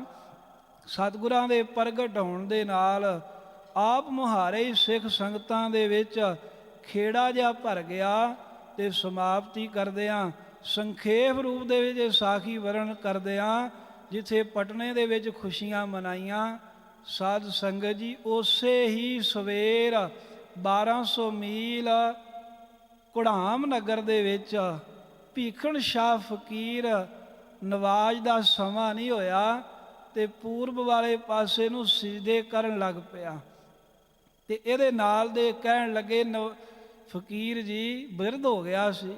ਬੜੇ ਚੇਲੇ ਸਨ, ਕਹਿੰਦੇ ਹਾਲਾਂਕਿ ਨਵਾਜ਼ ਦਾ ਸਮਾਂ ਨਹੀਂ ਹੋਇਆ ਤੇ ਦੂਸਰਾ ਜਿਹੜੇ ਪਾਸੇ ਤੁਸੀਂ ਸਿਜਦੇ ਕਰਦੇ ਹੋ ਇਧਰ ਨੂੰ ਨਵਾਜ਼ ਅਦਾ ਕਰਨ ਲੱਗਿਆ ਸਿਜਦਾ ਵੀ ਨਹੀਂ ਕਰੀਦਾ, ਤੁਸੀਂ ਪੂਰਬ ਵੱਲ ਸਿਜਦੇ ਕਰ ਰਹੇ ਹੋ। ਪਰ ਉਹ ਭੀਖਣ ਸ਼ਾਹ ਫਕੀਰ ਨਾ ਹਟਿਆ, ਕਹਿੰਦੇ ਮੱਥੇ ਟੇਕੀ ਗਿਆ ਕਰਦਿਆਂ ਨੂੰ ਕਹਿੰਦੇ ਦਿਨ ਚੜ੍ਹ ਆਇਆ। ਦਿਨ ਚੜ੍ਹਿਆ ਤੇ ਨਾਲ ਦਿਆਂ ਨੇ ਪੁੱਛਿਆ, ਬਿਰਧ ਹੋ ਗਏ ਹੋਣੇ ਨੇ ਪੀਰ ਜੀ, ਕੋਈ ਸਿਰ ਪੀੜ ਹੁੰਦੀ ਹੈ, ਕੋਈ ਚੱਕਰ ਚੁੱਕਰ ਆ ਗਿਆ ਏ, ਕੋਈ ਦਰਦ ਹੁੰਦੀ ਦੱਸੋ, ਤੁਹਾਡਾ ਕੋਈ ਇਲਾਜ ਕਰੀਏ, ਦਵਾ ਦਾਰੂ ਕਰੀਏ। ਕਿਉਂਕਿ ਜਦੋਂ ਨਵਾਜ਼ ਅਦਾ ਕਰੀਦੀ ਹੈ ਉਦੋਂ ਪੱਛਮ ਵੱਲ ਨੂੰ ਸਿਜਦਾ ਕਰੀਦਾ, ਤੁਸੀਂ ਪੂਰਬ ਵੱਲ ਨੂੰ ਸਿਰ ਝੁਕਾ ਰਹੇ ਹੋ। ਕੋਈ ਚੱਕਰ ਆ ਗਿਆ ਤੇ ਭੀਖਣ ਸ਼ਾਹ ਕਹਿੰਦਾ ਮੈਨੂੰ ਚੱਕਰ ਕਾਹਤੋਂ ਆਉਣਾ, ਕਹਿੰਦੇ ਅੱਜ ਖੁਦਾ ਨੂੰ ਹੀ ਚੱਕਰ ਆ ਗਏ। ਕਹਿੰਦੇ ਚੱਕਰ ਤੇ ਉਹਨੂੰ ਆਇਆ ਜਿਹੜਾ ਪੱਛਮ ਵੱਲ ਸੀ, ਉਹ ਅੱਜ ਪੂਰਬ ਵਾਲੇ ਪਾਸਿਓਂ ਪ੍ਰਗਟ ਹੋਇਆ ਏ। ਗੁਰੂ ਸਾਹਿਬ ਜੀ ਨੂੰ ਸਿਜਦੇ ਕੀਤੇ, ਦਰਸ਼ਨਾਂ ਦੀ ਭਾਵਨਾ ਦੇ ਨਾਲ ਪਟਨਾ ਸਾਹਿਬ ਪਹੁੰਚੇ। ਇਹ ਸਾਖੀ ਇਸ ਕਰਕੇ ਵੀ ਸਾਨੂੰ ਲਾਲਚ ਮਿਲੇ ਤੇ ਸਾਡੇ ਅੰਦਰ ਪਿਆਰ ਕਿੰਨਾ ਗੁਰੂ ਦੇ ਦਰਸ਼ਨਾਂ ਦਾ ਰਹਿ ਸਕਦਾ। ਰੌਣਕਾਂ ਲੱਗੀਆਂ, ਬਹਿ ਗਏ ਭੀਖਣ ਸ਼ਾਹ ਜੀ ਬਾਹਰ। ਮਾਮਾ ਕਿਰਪਾਲ ਜੀ ਆਏ, ਵੇਖਿਆ ਵੀ ਨੂਰਾਨੀ ਚਿਹਰਾ, ਕਹਿੰਦੇ ਫਕੀਰ ਜੀ ਕੀ ਸੇਵਾ ਕਰੀਏ? ਤੇ ਕਹਿਣ ਲੱਗੇ ਸੇਵਾ ਕੀ ਕਰਨੀ, ਤੁਹਾਡੇ ਘਰ ਦੇ ਵਿੱਚ ਕਹਿੰਦੇ ਖੁਦਾ ਆਇਆ ਹੈ। ਇਹ ਨਹੀਂ ਕਿ ਬਾਲਕ ਦਾ ਜਨਮ ਹੋਇਆ, ਤੁਹਾਡੇ ਘਰ ਵਿੱਚ ਖੁਦਾ ਆਇਆ ਤੇ ਉਸ ਅੱਲਾ ਦੇ ਮੈਨੂੰ ਦੀਦਾਰ ਕਰਾਓ। ਘਰੇ ਗਏ, ਮਾਤਾਵਾਂ ਨੂੰ ਦੱਸਿਆ, ਇੱਕ ਠੰਡ ਸੀ, ਦੂਸਰਾ ਮਾਈਆਂ ਦੀ ਸਹਿਮਤੀ ਨਾ ਬਣੀ ਵੀ ਗੁਰੂ ਤੇਗ ਬਹਾਦਰ ਸਾਹਿਬ ਘਰੇ ਨਹੀਂ ਨੇ, ਮਨਾ ਕਰਤਾ। ਤੇ ਆ ਕੇ ਮਾਮਾ ਕਿਰਪਾਲ ਚੰਦ ਜੀ ਕਹਿਣ ਲੱਗੇ ਕਿ ਸਾਈਂ ਜੀ ਹੋਰ ਜੋ ਕਹੋ ਉਹੀ ਦੇ ਦੇਣਾ ਹੈ, ਮਾਇਆ ਕਹੋ, ਬਸਤਰ ਕਹੋ, ਜਿਹੜੀ ਵਸਤੂ ਕਹੋ, ਪਰ ਮੈਂ ਦਰਸ਼ਨ ਨਹੀਂ ਕਰਾ ਸਕਦਾ। ਤੇ ਫਕੀਰ ਕਹਿਣ ਲੱਗਾ ਸੀ, ਉਹ ਗੁਰਮੁਖਾ ਦਰਸ਼ਨਾਂ ਦੇ ਬਰਾਬਰ ਦੀ ਜੇ ਤੇਰੇ ਕੋਲ ਕੋਈ ਚੀਜ਼ ਹੈ ਹੀ ਤੇ ਉਹ ਮੈਨੂੰ ਲਿਆ ਕੇ ਦੇ ਦੇ। ਖੁਦਾ ਦੇ ਦਰਸ਼ਨ ਕਰਨ ਦੇ ਬਰਾਬਰ ਦੀ ਕੋਈ ਸ਼ੈ ਹੈ ਤਾਂ ਦੇ ਦੇ, ਫਿਰ ਮੈਂ ਲੈ ਲਵਾਂਗਾ। ਮਾਇਆ ਦਾ ਲਾਲਚ ਨਹੀਂ ਕੀਤਾ, ਦਰਸ਼ਨਾਂ ਦੀ ਭਾਵਨਾ ਸੀ। ਅਖੀਰ ਦਰਸ਼ਨ ਕਰਾਏ, ਇਕੱਲੇ ਫਕੀਰ ਨੂੰ ਨਹੀਂ ਹੋਏ, ਪਟਨੇ ਦੀਆਂ ਸੰਗਤਾਂ ਨੂੰ ਵੀ ਹੋਏ ਤੇ ਰੱਜ ਰੱਜ ਕੇ ਦੀਦਾਰੇ ਕੀਤੇ। ਭਾਵ ਇਹ ਹੈ ਵੀ ਗੁਰੂ ਦੇ ਦਰਸ਼ਨ ਕਰਨ ਲੱਗਿਆ ਜੇ ਕੋਈ ਸਾਨੂੰ ਲਾਲਚ ਵੀ ਦਵੇ ਤੇ ਕਿਸੇ ਤਰ੍ਹਾਂ ਦੇ ਲਾਲਚ ਵਿੱਚ ਆ ਕੇ ਆਪਣੇ ਗੁਰੂ ਦੇ ਦਰਸ਼ਨ ਨਹੀਂ ਛੱਡਣੇ ਚਾਹੀਦੇ, ਕਿਉਂਕਿ ਗੁਰੂ ਸਾਹਿਬ ਦੇ ਦਰਸ਼ਨਾਂ ਦੇ ਬਰਾਬਰ ਦੁਨੀਆ ਦਾ ਕੋਈ ਪਦਾਰਥ ਨਹੀਂ ਹੈ। ਸਤਿਗੁਰੂ ਮਹਾਰਾਜ ਸਾਹਿਬ ਜੀ ਕਿਰਪਾ ਕਰਨ। ਗੁਰੂ ਕਲਗੀਧਰ ਸਾਹਿਬ ਦੇ ਬੇਅੰਤ ਗੁਣਾਂ ਚੋਂ ਆਪਾਂ ਕੁਝ ਗੁਣ ਗੁਰਾਂ ਦੇ ਕਹੇ ਹਨ। ਸਤਿਗੁਰੂ ਸਾਹਿਬ ਦੇ ਪਾਵਨ ਜੀਵਨ ਦੇ ਵਿੱਚੋਂ ਕੁਝ ਟੂਕ ਮਾਤਰ ਵਿਚਾਰਾਂ ਕਰਦੇ ਹਾਂ।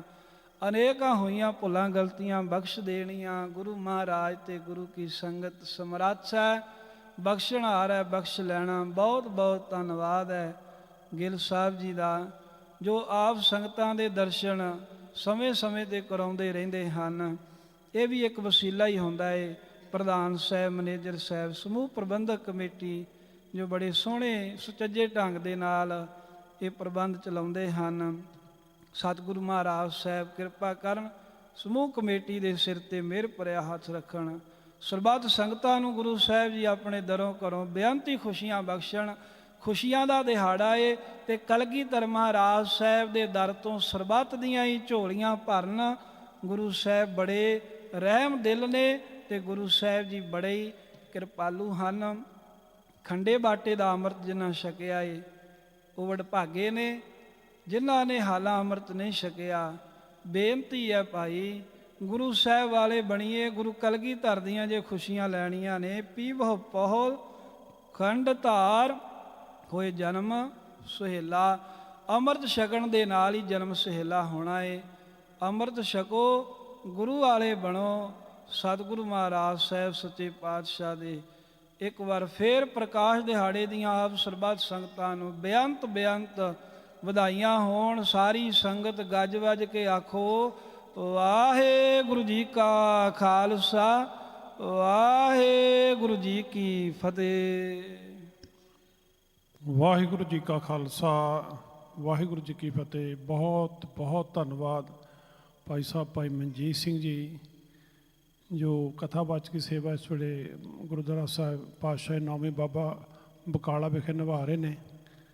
ਅਤੇ ਇਸ ਗੁਰੂ ਘਰ ਨਾਲ ਕਾਫੀ ਲੰਬੇ ਸਮੇਂ ਤੋਂ ਜੁੜੇ ਨੇ। ਜਿਵੇਂ ਆਪ ਜੀ ਨੂੰ ਮੈਂ ਪਹਿਲਾਂ ਵੀ ਦੱਸਿਆ ਵੀ 2.5 ਸਾਲ ਪੂਰੀ ਸੰਪੂਰਨ ਸ਼੍ਰੀ ਗੁਰੂ ਗ੍ਰੰਥ ਸਾਹਿਬ ਦੀ ਕਥਾ ਇਹਨਾਂ ਵੱਲੋਂ ਇੱਥੇ ਮਹਾਰਾਜ ਨੇ ਸੇਵਾ ਲਈ। ਅਤੇ ਜਦੋਂ ਤੇ ਬਤੌਰ ਉੱਥੇ ਕਥਾਵਾਚਕ ਗੁਰਦੁਆਰਾ ਸਾਹਿਬ ਪਾਤਸ਼ਾਹ 10ਵੇਂ ਨਾਢਾ ਸਾਹਿਬ ਵਿਖੇ ਸੇਵਾ ਨਿਭਾਉਂਦੇ ਸੀ, ਅਤੇ ਉੱਥੋਂ ਸ਼ਾਮ